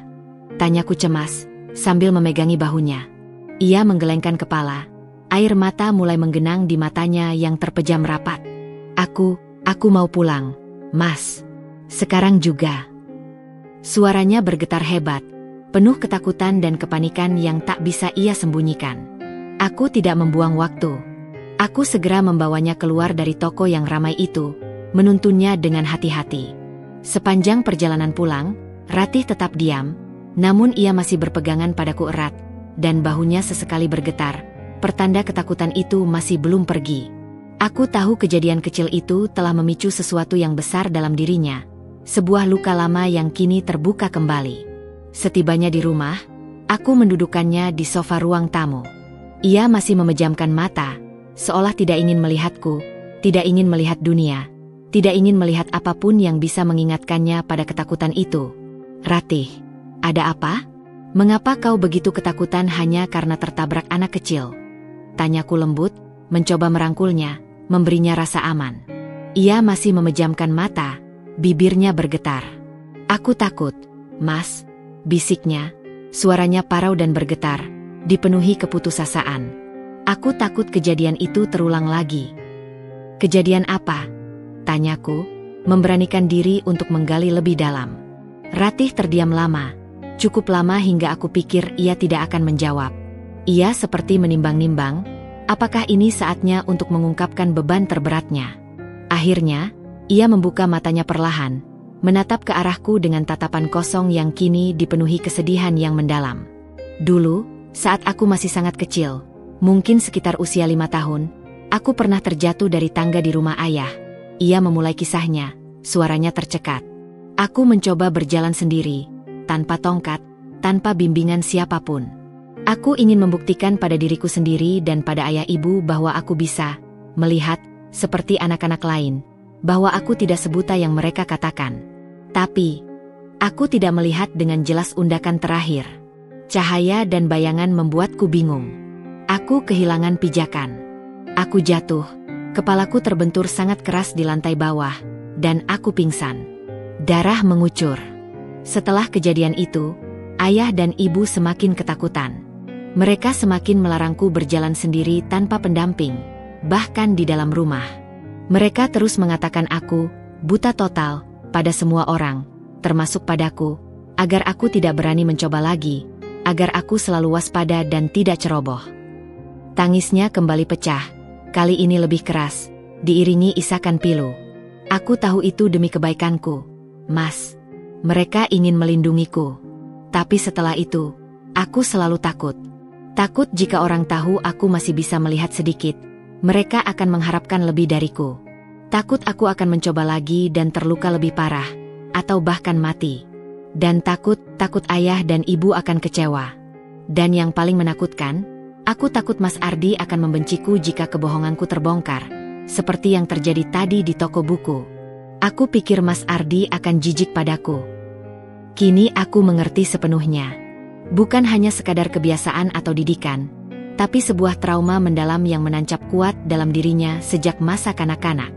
Ketakutan akan melukai dirinya sendiri dan kekecewaan orang lain jauh lebih besar daripada sekadar rasa malu karena berbohong.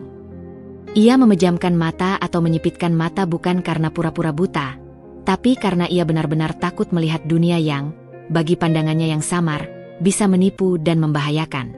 Ia memilih hidup dalam kegelapan yang dikontrolnya, daripada menghadapi samar-samar yang bisa membahayakan jiwanya. Hatiku perih tak terkira mendengar pengakuannya. Bebannya jauh lebih berat dari yang kubayangkan, sebuah penjara mental yang ia bangun untuk dirinya sendiri. Aku mendekapnya, memeluknya erat dalam kehangatan lenganku, membiarkannya menangis di bahuku. "Tidak apa-apa, Ratih. Aku ada di sini. Aku akan menjagamu. Kau tidak perlu takut lagi. Kejadian itu tidak akan terulang. Aku janji.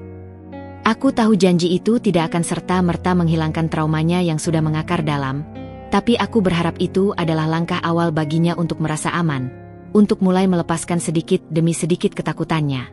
Konflik dalam diri Ratih kini semakin jelas dan menyakitkan. Ia tidak hanya bergulat dengan kebutaan parsialnya, tapi juga dengan trauma masa lalu yang mengunci dirinya dalam ketakutan, kebohongan, dan rasa bersalah. Dan tugasku sebagai suaminya, kini, adalah membantu dia keluar dari penjara mental itu, membimbingnya menuju kebebasan dan penerimaan diri. Setelah malam pengakuan yang penuh air mata itu, di mana tabir rahasia Ratih akhirnya tersingkap, suasana di antara kami berubah drastis, lebih dalam dari sebelumnya. Trauma yang ia pikul, kini aku memahaminya, bukan hanya sebagai kekurangan fisik, tetapi juga sebagai beban emosional yang telah ia gendong sendirian selama bertahun-tahun, mengurungnya dalam ketakutan dan rasa bersalah. Tugasku kini terasa lebih jelas, bukan lagi sekadar melindungi tubuhnya, tetapi juga menyembuhkan jiwanya yang terluka, membantu ia keluar dari penjara mental yang diciptakannya sendiri. Keesokan harinya, aku mendekati Ratih dengan hati-hati, penuh pertimbangan.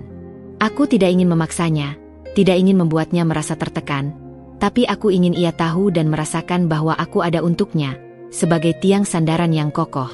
Ratih, kataku lembut saat kami sarapan pagi, di antara aroma kopi dan roti yang baru dipanggang. Mulai hari ini, aku ingin kau tidak lagi takut. Aku ingin kau bisa melangkah tanpa bayang-bayang ketakutan masa lalu. Ia menatap ke arahku, matanya yang sembab masih memancarkan sisa kesedihan malam sebelumnya. Namun ada sedikit kilatan harapan di sana. Bagaimana bisa, Mas? Bisiknya, suaranya masih sedikit serak. Aku sudah terbiasa dengan ketakutan ini. Kita akan melakukannya bersama. Ketakutan ini. Kita akan melakukannya bersama, jawabku, meraih tangannya dan menggenggamnya erat, mencoba menyalurkan keyakinan. Aku tidak akan membiarkanmu sendirian. Kita akan latihan. Sedikit demi sedikit, langkah demi langkah. Tidak perlu terburu-buru, Ratih. Kita punya banyak waktu. Aku mulai dengan hal-hal kecil di dalam rumah, di mana Ratih sudah sangat akrab dengan lingkungannya.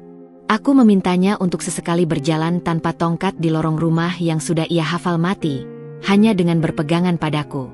Awalnya ia ragu, kakinya terasa kaku, dan tangannya bergetar saat menggenggam erat lenganku. Setiap langkahnya terasa seperti ujian besar baginya. Namun, aku terus memberinya semangat, meyakinkannya dengan suara lembut dan sentuhan yang menenangkan. Pelan-pelan, Ratih. Satu langkah lagi. Aku ada di sini. Tidak akan jatuh. Aku jamin. Perlahan, Ratih mulai sedikit demi sedikit membuka matanya saat di dalam rumah. Ia melihat samar-samar, seperti melihat dunia melalui lensa yang sangat buram, dan itu membuatnya sedikit lebih percaya diri. Aku akan mendeskripsikan setiap perabot yang ia lewati, setiap dinding, setiap sudut ruangan, memastikan ia tahu persis di mana letaknya. Di depanmu ada meja, di kananmu ada kursi, Ratih. Jangan khawatir, kamu bisa, ujarku, membimbingnya dengan suara. Aku ingin ia mulai mempercayai apa yang dilihatnya, betapapun buramnya pandangan itu. Aku ingin ia menyadari bahwa penglihatannya, meskipun terbatas, tetaplah sebuah anugerah. Pengembangan konflik di sini adalah perjuangan Ratih melawan ketakutannya sendiri yang mengakar kuat, sebuah pertarungan internal yang melelahkan. Dan juga, perjuanganku untuk membangun kepercayaan penuh padanya, bukan hanya sebagai istri, tetapi sebagai manusia yang butuh dukungan penuh. Setelah Ratih merasa sedikit lebih nyaman di dalam rumah, kami mulai mencoba berjalan keluar tanpa tongkat, namun tetap berpegangan padaku. Awalnya hanya di halaman depan yang kecil, di mana hanya ada beberapa tanaman dan jalan setapak. Kemudian, kami mencoba berjalan di trotoar yang sepi di depan rumah, tempat yang minim gangguan. Setiap kali ia menunjukkan tanda-tanda panik atau ingin memejamkan mata rapat-rapat, aku akan menenangkannya, memeluknya sejenak, membisikkan kata-kata penenang. Lihat ke depan, Ratih, kataku lembut, sambil menunjuk ke arah jalan. Ada trotoar lurus di depan. Lampu jalan itu berwarna kuning. Ada pagar di sebelah kananmu yang bisa kau sentuh. Aku memberikan deskripsi detail yang bisa ia tangkap dengan low visionnya dan indera peraba. Ia akan mencoba membuka matanya sedikit, melihat bayangan dan cahaya, lalu memejamkannya lagi. Terkadang ia terlihat frustrasi, air mata menggenang di sudut matanya. Namun, setiap kali ia melakukannya, ia mendapatkan sedikit kemajuan. Ada kalanya ia tersandung kecil karena perbedaan ketinggian trotoar, dan aku akan segera menangkapnya, menegaskan bahwa aku akan selalu ada. Ketakutan itu masih ada, sangat nyata, seperti bayangan yang mengikuti, tapi aku melihat tekad yang luar biasa di matanya, tekad untuk mengatasi traumanya, tekad untuk melangkah maju. Yang paling sulit adalah saat kami berada di tempat yang lebih ramai, seperti taman kota atau pusat perbelanjaan. Suara-suara yang terlalu banyak, desakan orang, gerakan yang tak terduga, bisa membuatnya panik hebat. Ia akan mencengkeram tanganku dengan erat, wajahnya memucat. Aku akan segera membawanya ke bangku taman yang lebih sepi, memeluknya erat, membiarkannya merasa aman dalam dekapanku sampai napasnya kembali teratur. Aku takut, Mas, bisiknya suatu kali, gemetar hebat saat kami berada di sebuah taman yang dipenuhi anak-anak bermain dan suara riuh. Aku tidak bisa melihat mereka dengan jelas. Aku takut menabrak atau tertabrak. Aku tahu, Ratih, jawabku, mengusap punggungnya. Tapi kau tidak sendiri. Aku bersamamu. Aku akan menjadi matamu, selama kau membutuhkanku. Ratih mulai menceritakan lebih banyak tentang ketakutannya yang spesifik. Bagaimana ia sering bermimpi terjatuh lagi dari tangga. Bagaimana ia merasa tidak berdaya ketika ia ingin melihat sesuatu dengan jelas tetapi hanya bisa menangkap samar-samar. Aku mendengarkannya dengan sabar, tidak menghakimi, tidak memaksanya, hanya menawarkan dukungan dan pengertian yang tulus.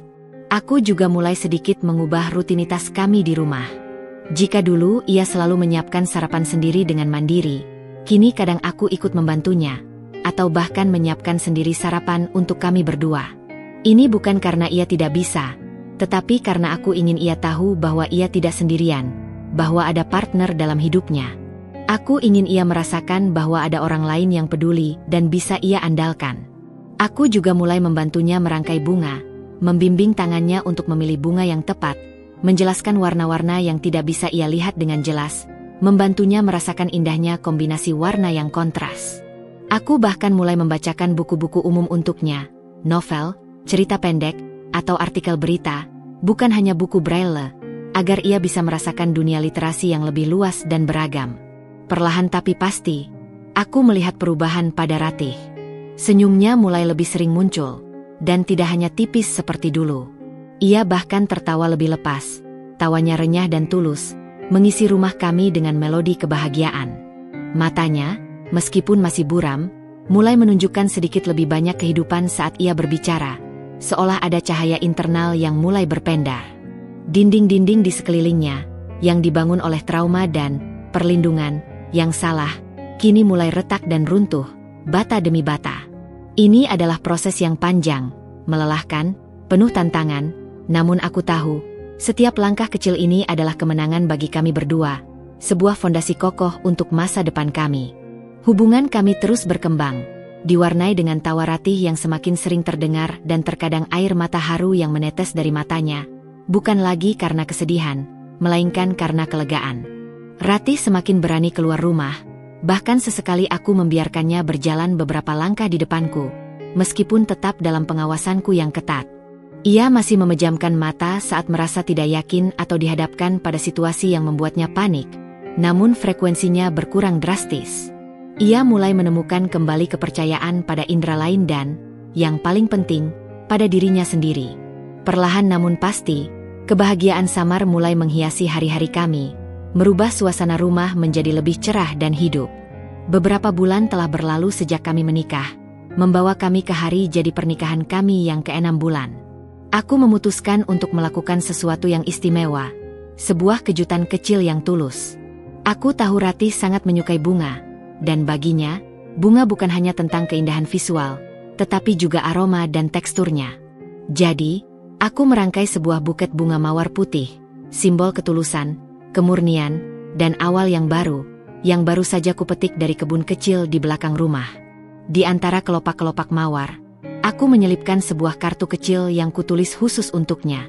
Karena aku tahu Ratih membaca braille, Aku meminta bantuan dari seorang kenalan yang bekerja di Yayasan Tunanetra untuk menuliskan pesan singkat di kartu itu dengan huruf Braille yang sempurna.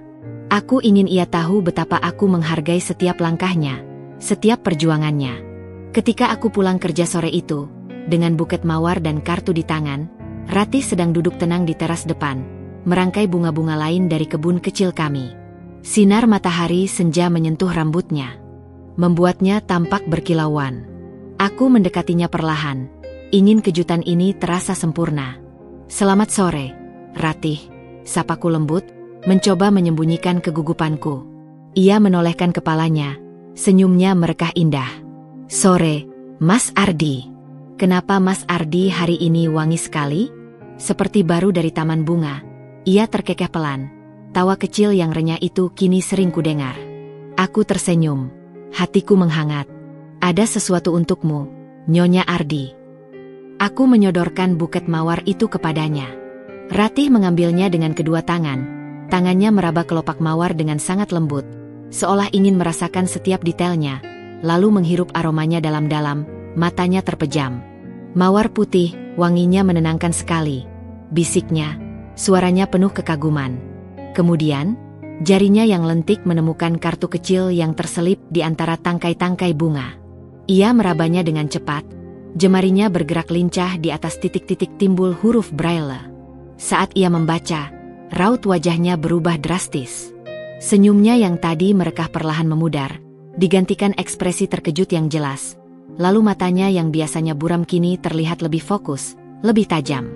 Aku bisa melihat bola matanya bergerak sedikit, seperti membaca sebuah tulisan biasa, bukan hanya meraba Braille.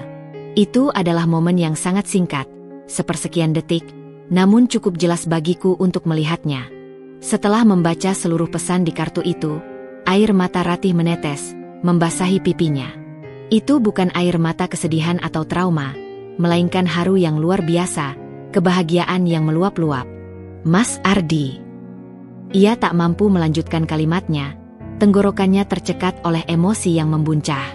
Ia langsung bangkit dan memelukku erat, pelukan yang berbeda dari biasanya.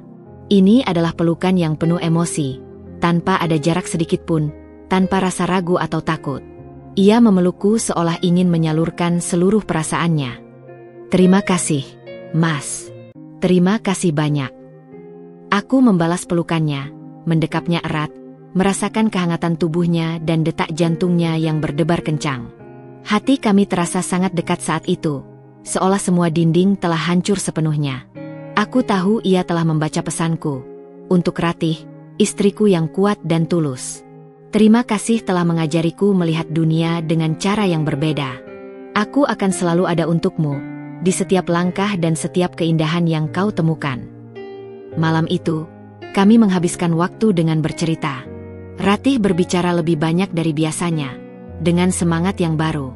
Ia berbicara tentang masa depannya, tentang mimpinya untuk bisa bepergian ke tempat-tempat baru tanpa terlalu banyak rasa takut, tentang keinginannya untuk belajar hal-hal baru, bahkan mungkin mengajar Braille kepada orang lain. Ia tampak begitu hidup, begitu penuh harapan. Aku merasa sangat bahagia, sebuah kebahagiaan murni yang belum pernah kurasakan sebelumnya. Ini adalah titik balik, sebuah bukti bahwa ia benar-benar sedang sembuh dari traumanya, perlahan melepaskan belenggu masa lalu. Namun, di tengah gelombang kebahagiaan itu, muncul kembali sebuah keraguan di benakku, seperti bisikan samar yang mengganggu. Adegan Ratih membaca kartu Braille tadi siang, dengan gerakan bola mata yang jelas dan terfokus, kembali terbayang di pikiranku. Aku tahu ia memiliki low vision, bisa melihat bayangan dan bentuk samar. Tapi, apakah kemampuannya melihat lebih dari itu? Apakah ia sebenarnya bisa melihat lebih jelas dari yang ia akui? Bahkan setelah semua pengakuan traumanya, aku teringat kembali kata-kata Tuan Surya yang mengatakan ia bisa melihat bayangan, cahaya, dan bentuk samar-samar, terutama jika objeknya sangat dekat. Tapi tadi, gerakan matanya seolah membaca tulisan biasa, bukan hanya meraba Braille. Gerakan itu terlalu pasti, terlalu detail untuk sekadar bayangan. Kebaikan dan ketulusan Ratih tidak lagi kuremehkan. Aku tahu ia adalah gadis yang baik, tulus, dan kuat. Tapi pertanyaan tentang seberapa buruk sebenarnya penglihatannya ini kembali menggangguku. Apakah ada lagi yang ia sembunyikan? Sebuah rahasia lain yang lebih dalam? Atau, apakah aku hanya berlebihan karena terlalu senang melihat kemajuannya, sehingga persepsiku menjadi bias? Keraguan ini, meskipun kecil, mulai menjadi benih konflik baru di dalam hatiku. Sebuah ketidakpastian yang pelan-pelan menyelinap di antara kebahagiaan kami. Keraguan yang menyelinap di hatiku setelah melihat gerakan mata Ratih di hari jadi pernikahan kami tak bisa kuhilangkan. Bisikan itu terus menggangguku, sebuah pertanyaan yang berputar-putar. Apakah ia bisa melihat lebih dari yang ku ketahui, bahkan setelah semua pengakuannya tentang trauma? Aku tahu aku tidak bisa menuduhnya tanpa bukti, tapi aku juga tidak bisa mengabaikan apa yang kulihat. Beberapa hari setelah kejadian itu, aku memutuskan untuk melakukan observasi yang lebih cermat. Aku tidak ingin Ratih merasa curiga atau tertekan, jadi aku melakukannya secara diam-diam, tanpa ia sadari. Aku mengamati setiap gerakannya, setiap ekspresi matanya, dan cara ia berinteraksi dengan lingkungan. Pagi hari, saat Ratih menyiapkan sarapan, aku pura-pura sibuk membaca koran di ruang tamu. Dari sudut mataku, aku melihatnya bergerak di dapur. Ia mengambil piring dari rak, menuangkan kopi ke cangkir, dan mengoleskan selai pada roti. Semua gerakannya memang presisi, seperti biasa, mengandalkan sentuhan dan kebiasaan. Namun, sesekali, ketika ada cahaya terang dari jendela, aku melihat kilatan di matanya yang kosong itu, seolah ia benar-benar memproses apa yang ada di depannya, bukan hanya meraba. Sore harinya, ketika kami sedang duduk di teras, aku sengaja menaruh sebuah majalah berwarna-warni di meja di antara kami. Aku tidak mengatakan apa-apa. Ratih tetap tenang, merajut benang dengan jemarinya. Aku mengawasinya. Perlahan, tanpa ia sadari bahwa aku memperhatikannya, ia mengulurkan tangannya dan menyentuh majalah itu. Jemarinya meraba gambar-gambar besar di halaman depan. Dan kemudian, aku melihatnya lagi. Matanya, yang tadinya buram dan tidak fokus, sedikit demi sedikit bergerak, seolah mengikuti garis-garis gambar, dan ada kilasan cahaya di dalamnya, bukan sekadar pantulan, melainkan indikasi bahwa ada sesuatu yang ia respons secara visual. Meskipun sangat samar, itu lebih dari sekadar bayangan dan bentuk samar-samar yang diceritakan Tuan Surya. Jantungku berdebar lebih kencang. Ia bisa melihat warna, ia bisa melihat detail. Meski buram, mengapa ia harus menyembunyikannya lagi dariku? Setelah semua kejujuran yang kami bangun, puncak dari keraguanku terjadi pada suatu siang. Aku sedang memperbaiki keran air yang bocor di dapur. Ratih datang mendekat, ingin membantuku meskipun aku sudah menyuruhnya menjauh karena takut terkena cipratan air. "Hati-hati, Mas," katanya lembut. Aku memegang kunci pas. Tiba-tiba, kunci pas itu terlepas dari tanganku dan menggelinding ke lantai, melewati kakiku, dan berhenti di bawah lemari es. Aku mendengus kesal. Aduh, kunci pasnya jatuh. Secara spontan, tanpa menunggu aku bergerak, Ratih membungkuk. Tangannya langsung mengarah ke bawah lemari es, meraba-raba sebentar, dan dalam sekejap, jarinya menemukan kunci pas itu. Lalu ia mengambilnya dan menyodorkannya kepadaku dengan tepat. Itu terjadi begitu cepat, begitu instan, seolah ia melihat persis di mana kunci pas itu jatuh dan di mana ia berhenti. Tidak ada keraguan, tidak ada perabaan yang lama. Mataku membelalak. Itu tidak mungkin hanya mengandalkan pendengaran atau perabaan semata. Suara jatuhnya kunci pas tidak sekeras itu, dan di bawah lemari es, gelap, bahkan bagi mata normal sekalipun, akan butuh waktu untuk menemukan benda sekecil itu. Ratih, ia pasti melihatnya. Ia pasti bisa melihat dengan lebih jelas dari yang ia akui. Sebuah perasaan campur aduk menyeruak di dadaku. Keterkejutan, sedikit kemarahan karena merasa dibohongi lagi, namun yang paling dominan adalah kebingungan dan kesedihan. Mengapa? Mengapa ia masih memegang rahasia ini? Setelah semua yang kami lalui, setelah ia menangis dan bercerita tentang traumanya, mengapa ia masih merasa perlu menyembunyikan sejauh mana penglihatannya yang sebenarnya? Apakah kepercayaanku padanya tidak cukup? Atau, apakah ada alasan lain? Alasan yang jauh lebih dalam dan belum pernah ia ceritakan kepadaku? Dinding yang kukira sudah roboh, ternyata masih memiliki pondasi yang kuat, dan kini aku menyadarinya dengan pahit. Malam itu, setelah kejadian kunci pas, aku tidak bisa tidur. Adegan itu terus berputar di kepalaku. Ketepatan Ratih menemukan benda kecil di tempat gelap, tanpa ragu, adalah bukti tak terbantahkan bahwa penglihatannya jauh lebih baik dari yang ia akui. Perasaan yang bercampur aduk memenuhi diriku. Kebingungan, sedikit rasa dikhianati, dan yang paling menyakitkan, kembali munculnya dinding yang kukira sudah runtuh di antara kami. Keesokan paginya, suasana sarapan terasa berbeda. Aku tidak bisa lagi menahan diri untuk tidak menatap Ratih dengan pandangan penuh pertanyaan. Ia mungkin merasakan perubahan sikapku, karena ia terlihat sedikit lebih tegang. Ia tetap menyiapkan sarapan seperti biasa, gerakannya tetap luwes, namun ada aura kecanggungan yang tak terucapkan. Setelah Ratih selesai mencuci piring, aku memutuskan untuk tidak menunda lagi. Aku mengajaknya duduk di ruang tamu, di sofa yang kami duduki saat pertama kali ia membuka rahasia low vision-nya. Udara terasa berat, dipenuhi ketegangan yang hanya aku yang merasakannya. Ratih, aku memulai, suaraku terdengar serius dan kaku, sangat berbeda dari nada lembut yang biasa kugunakan padanya. Ia menoleh ke arahku, ekspresinya tenang, tapi aku tahu ia pasti merasakan getaran dalam suaraku. Ada apa, Mas Ardi? Aku mengambil napas dalam-dalam. Aku melihat sesuatu kemarin, Ratih, di toko buku, dan juga di dapur. Ratih terdiam. Bibirnya sedikit bergetar, dan ia menunduk. Ketika kau membaca kartu di hari jadi kita, lanjutku, aku melihat matamu bergerak. Bukan hanya meraba braille, tapi seperti membaca tulisan biasa. Dan kemarin, saat kunci pas jatuh di dapur, kau langsung menemukannya di bawah lemari es, dengan sangat cepat, seolah kau melihatnya. Ratih tetap diam, kepalanya semakin menunduk, menyembunyikan wajahnya. Helaian rambutnya menutupi sebagian wajahnya yang kini tampak pucat. Aku tahu kau punya low vision, kataku, suaraku sedikit meninggi, dipenuhi frustrasi. Ayahmu sudah menjelaskan semuanya. Kau juga sudah cerita tentang traumamu jatuh dari tangga. Aku mengerti semua itu, Ratih. Aku tidak pernah menghakimimu. Aku percaya padamu. Tapi, mengapa kau masih menyembunyikan sejauh mana sebenarnya kemampuan penglihatanmu? Apakah kau bisa melihat lebih jelas dari yang kau katakan?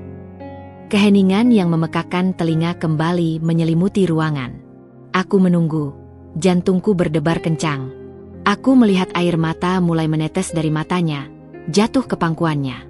Ia terisak pelan, bahunya mulai bergetar. Mas Ardi pasti membenciku lagi, bisiknya, suaranya parau oleh tangis. Aku minta maaf. Aku tidak bermaksud membohongi Mas Ardi. Aku tidak membencimu, Ratih, kataku, mencoba melembutkan suara, meski masih ada sedikit kejengkelan. Tapi aku bingung. Aku ingin tahu kenapa. Setelah semua kejujuran yang kita bangun, mengapa masih ada rahasia ini? Ratih mengangkat wajahnya yang basah oleh air mata, matanya yang sembab menatap ke arahku dengan tatapan kosong. Namun kali ini, ada keputusasaan yang nyata di sana. Aku takut, Mas, katanya, isakannya semakin keras. Aku takut jika aku mengakui aku bisa melihat sedikit lebih jelas, orang-orang akan menuntut lebih banyak dariku. Mereka akan menganggapku normal, dan aku takut tidak bisa memenuhi harapan itu. Aku takut akan membuat kesalahan, akan jatuh lagi, akan melukai diriku sendiri. Dan aku takut Mas Ardi akan pergi jika Mas Ardi tahu aku tidak sesakit itu. Pengakuannya kembali menghantamku. Bukan pengkhianatan yang ia lakukan, melainkan ketakutan yang mengakar dalam, yang membelenggunya. Trauma masa lalu itu ternyata jauh lebih parah dari yang kukira. Tidak hanya tentang jatuh, tapi juga tentang ekspektasi. Ia memilih hidup dalam kegelapan yang lebih dalam, agar tidak ada yang mengharapkannya untuk melihat lebih banyak. Aku menghela napas panjang, semua kemarahanku menguap, digantikan oleh rasa iba dan penyesalan. Aku telah salah menilainya lagi. Aku mendekatinya, meraih tangannya, dan menggenggamnya erat. Ratih, dengarkan aku baik-baik, kataku, suaraku kini sepenuhnya lembut. Aku tidak akan menuntut apapun darimu. Aku tidak akan pergi. Aku menikahimu bukan karena kau sakit, tapi karena aku menghargaimu, dan kini aku mulai menyayangimu. Kau adalah istriku. Apapun kemampuanmu, apapun kondisimu, aku akan tetap di sini. Aku mengusap air matanya. Kita akan menghadapi ini bersama. Aku akan membantumu. Kau tidak perlu berpura-pura lagi. Dunia ini memang menakutkan bagi orang yang berbeda, tapi kau tidak sendiri. Aku bersamamu. Malam itu, di tengah tangis dan janji, kami kembali meruntuhkan sebuah dinding. Kali ini, dinding itu bukan lagi terbuat dari rahasia yang tak terucapkan, melainkan dari ketakutan Ratih akan penghakiman dan ekspektasi dunia. Dan aku, sebagai suaminya, harus membuktikan bahwa aku adalah pelabuhannya yang aman. Pengakuan Ratih malam itu, yang menjelaskan bahwa ketakutannya lebih besar dari segalanya, adalah sebuah titik balik. Aku menyadari bahwa ini bukan tentang kebohongan, tetapi tentang trauma yang mengakar sangat dalam. Tugasku kini adalah membantunya membangun kembali kepercayaan, bukan hanya kepadaku, tetapi juga kepada dirinya sendiri dan kepada dunia. Keesokan paginya, aku memutuskan untuk mengambil cuti dari pekerjaan. Aku ingin mendedikasikan hari itu sepenuhnya untuk Ratih. Saat Ratih terbangun, aku sudah menyiapkan sarapan di meja. Ia sedikit terkejut, namun senyum tipis terukir di bibirnya. "Mas Ardi tidak bekerja hari ini?" tanyanya lembut. "Tidak, Ratih. Aku ingin bersamamu hari ini," jawabku. Aku meraih tangannya yang dingin, mengusap punggungnya. "Kita akan mulai dari awal lagi, tanpa ketakutan. Aku akan jadi matamu, jika kau merasa tidak aman." Aku mulai dengan cara yang berbeda. Aku tidak lagi memaksanya. Aku hanya menawarkan, "Apakah kau mau berjalan-jalan di taman lagi hari ini? Kita bisa duduk di bangku dan mendengarkan suara burung." Ratih ragu sejenak, lalu mengangguk pelan. "Baik, Mas." Ketika kami berjalan di taman, aku tidak lagi berpegangan erat padanya seperti sebelumnya. Aku hanya berjalan di sampingnya, sedikit di belakang, membiarkannya memegang tongkat putihnya. Ini adalah pilihannya, dan aku menghormatinya. Namun, aku terus berbicara dengannya, mendeskripsikan setiap detail yang dapat kurasakan dan kuciptakan dalam kata-kata. Ada anak-anak yang bermain di ayunan di sebelah kiri kita. "Ratih, kau bisa dengar tawa mereka. Di depan kita ada pohon beringin tua, dahannya besar sekali. Aku akan membimbingmu untuk menyentuh batangnya nanti." Aku membiarkannya berjalan dengan tongkatnya, memberinya ruang untuk merasakan lingkungannya sendiri, tetapi aku juga selalu siap menahan jika ia tersandung. Perlahan, Ratih mulai lebih sering membuka matanya, meskipun hanya sebentar. Aku melihat bola matanya bergerak, mencoba menangkap bentuk dan bayangan. Itu adalah kemajuan yang luar biasa. Ia tidak lagi sepenuhnya memejamkan mata, terutama di tempat yang tidak terlalu ramai. Aku juga membawanya ke rumah Tuan Surya. Ini adalah sesuatu yang Ratih hindari sejak ia menikah, karena ia takut menghadapi ayahnya setelah membohongi semua orang. Aku menjelaskan situasinya kepada Tuan Surya terlebih dahulu, dan ia sangat senang mendengar bahwa Ratih mulai membuka diri. Ketika Ratih bertemu ayahnya, ia langsung memeluknya erat, menangis di pelukan ayahnya. "Ayah, maafkan aku. Aku..."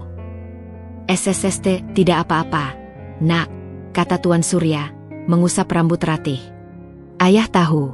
Ayah yang seharusnya minta maaf karena terlalu takut dan membuatmu merasa terbebani." Melihat mereka berdua berdamai dengan masa lalu mereka, hatiku dipenuhi kelegaan. Itu adalah langkah besar bagi Ratih, melepaskan beban rasa bersalah yang ia pikul terhadap orang tuanya. Setelah itu, aku mulai membiasakan Ratih dengan lingkungan yang lebih kompleks secara bertahap. Kami mengunjungi toko kelontong di dekat rumah. Aku tidak lagi memegang tangannya terlalu erat. Aku membiarkannya berjalan sendiri, membimbingnya dengan suaraku. "Lurus sedikit, Ratih. Ada rak sayuran di sebelah kananmu. Coba sentuh tomat itu." Setiap kali ia berhasil meraih sesuatu, atau menemukan jalan tanpa tersandung, ia akan tersenyum lebar. Itu adalah senyum yang tulus, senyum kemenangan kecil. Aku melihat kebahagiaan di matanya, kebahagiaan karena bisa melakukan sesuatu yang dulu ia kira mustahil. Konflik Ratih dengan traumanya tidak langsung hilang, tetapi ia mulai menemukan keberanian untuk menghadapinya. Aku tahu jalan ini masih panjang, akan ada hari-hari sulit, tapi kini kami berjalan bersama. Aku bukan lagi pria yang menikahinya karena terpaksa, melainkan suami yang benar-benar peduli dan ingin melihat Ratih bahagia seutuhnya. Aku telah belajar melihat bukan hanya dengan mata, tetapi dengan hati, dan itu membuatku semakin mencintainya. Harapan akan masa depan yang cerah, yang dibangun atas kejujuran dan kepercayaan, kini terasa sangat nyata di antara kami. Hari-hari berlalu, membawa kami pada sebuah rutinitas yang semakin terasa alami dan penuh kehangatan. Hubungan kami, yang dulu dimulai dengan paksaan dan rahasia, kini tumbuh menjadi ikatan yang kuat, dibangun di atas kejujuran dan kepercayaan. Ratih semakin berani menjelajahi dunia dengan matanya yang terbatas, dan aku selalu ada di sisinya, membimbing, mendukung, dan mendeskripsikan setiap keindahan yang mungkin tak bisa ia lihat dengan jelas. Aku merasakan benih-benih cinta mulai bersemi di hatiku untuknya, dan aku percaya, Ratih pun merasakan hal yang sama. Aku kembali bekerja di proyek pembangunan, kali ini dengan semangat yang jauh berbeda. Uang yang kami peroleh cukup untuk kebutuhan sehari-hari, dan bahkan kami mulai bisa menabung sedikit demi sedikit. Ratih, dengan semangat barunya, mulai belajar menjahit. Ia sangat terampil, jari-jarinya cekatan meraba kain dan benang. Ia bahkan mulai menerima pesanan jahitan kecil dari tetangga, menambah sedikit pemasukan kami. Rumah kami yang tadinya sunyi, kini sering diisi dengan tawa Ratih, suara mesin jahitnya yang berdetak, dan cerita-cerita yang kami bagi setiap malam. Namun, kebahagiaan ini, layaknya fajar yang indah, ternyata tak luput dari ancaman mendung. Suatu sore, ketika aku baru saja pulang kerja, Ratih menyambutku dengan wajah pucat dan mata sembab. Tangannya memegang sebuah surat dengan gemetar. "Ada apa, Ratih?" tanyaku cemas, langsung merasakan ada yang tidak beres. Ini dari bank, Mas," bisiknya, suaranya bergetar. "Surat tagihan." Aku mengambil surat itu. Duniaku serasa runtuh saat membaca isinya. Surat itu adalah pemberitahuan lelang aset rumah keluarga Tuan Surya, termasuk rumah lama mereka yang kini kosong, dan juga rumah yang kami tinggali sekarang. Ternyata, meskipun Tuan Surya sudah melunasi utang-utang yang lain, ada satu kredit besar yang ia gunakan untuk bisnisnya di masa lalu yang gagal. Kredit itu menggunakan aset-aset tersebut sebagai jaminan. Dan kini, bank akan menyita dan melelangnya karena cicilannya macet. Bagaimana bisa? Aku bergumam, tak percaya. Tuan Surya tidak pernah bercerita tentang ini. Dia bilang, dia tidak ingin kami khawatir. Ratih terisak. Dia bilang dia akan mencari jalan keluarnya sendiri. Dia tidak ingin membebani kita lagi. Air mataku menetes. Tuan Surya, dalam kesederhanaannya, masih mencoba melindungi kami dari masalahnya sendiri, mengira ia bisa menyelesaikannya sendiri. Tapi kini, ancaman kehilangan tempat tinggal kami sudah di depan mata. Jika rumah ini dilelang, kami akan kehilangan semuanya. Aku segera menelepon Tuan Surya. Suaranya terdengar lelah dan putus asa. "Maafkan ayah, Ardi," katanya. "Ayah sudah mencoba menjual aset lain, tapi tidak ada yang mau. Situasi ekonomi sedang sulit. Ayah tidak ingin kalian tahu. Ayah tidak ingin menambah beban Ratih. Ayah pikir ayah bisa mengurusnya." "Berapa jumlahnya, Tuan?" tanyaku. Ia menyebutkan angka yang membuatku terdiam. Jumlah itu sangat besar, jauh melebihi tabungan kami, bahkan jika aku bekerja seumur hidup sebagai buruh bangunan. Ini adalah badai sungguhan. Konflik yang selama ini kami hadapi adalah konflik internal Ratih. Kini, masalah eksternal yang jauh lebih besar datang menerpa, mengancam fondasi kebahagiaan yang baru saja kami bangun. Aku menatap Ratih. Wajahnya yang pucat menatap ke arahku dengan mata yang syarat ketakutan. Ia kembali merasakan ketidakberdayaan, ketidakmampuan untuk melihat dan mengendalikan ancaman yang datang. Trauma lama itu, ketakutan akan ketidakpastian, seolah kembali menghantuinya. Aku harus mencari jalan keluar. Demi Ratih, demi kami, aku tidak akan menyerah.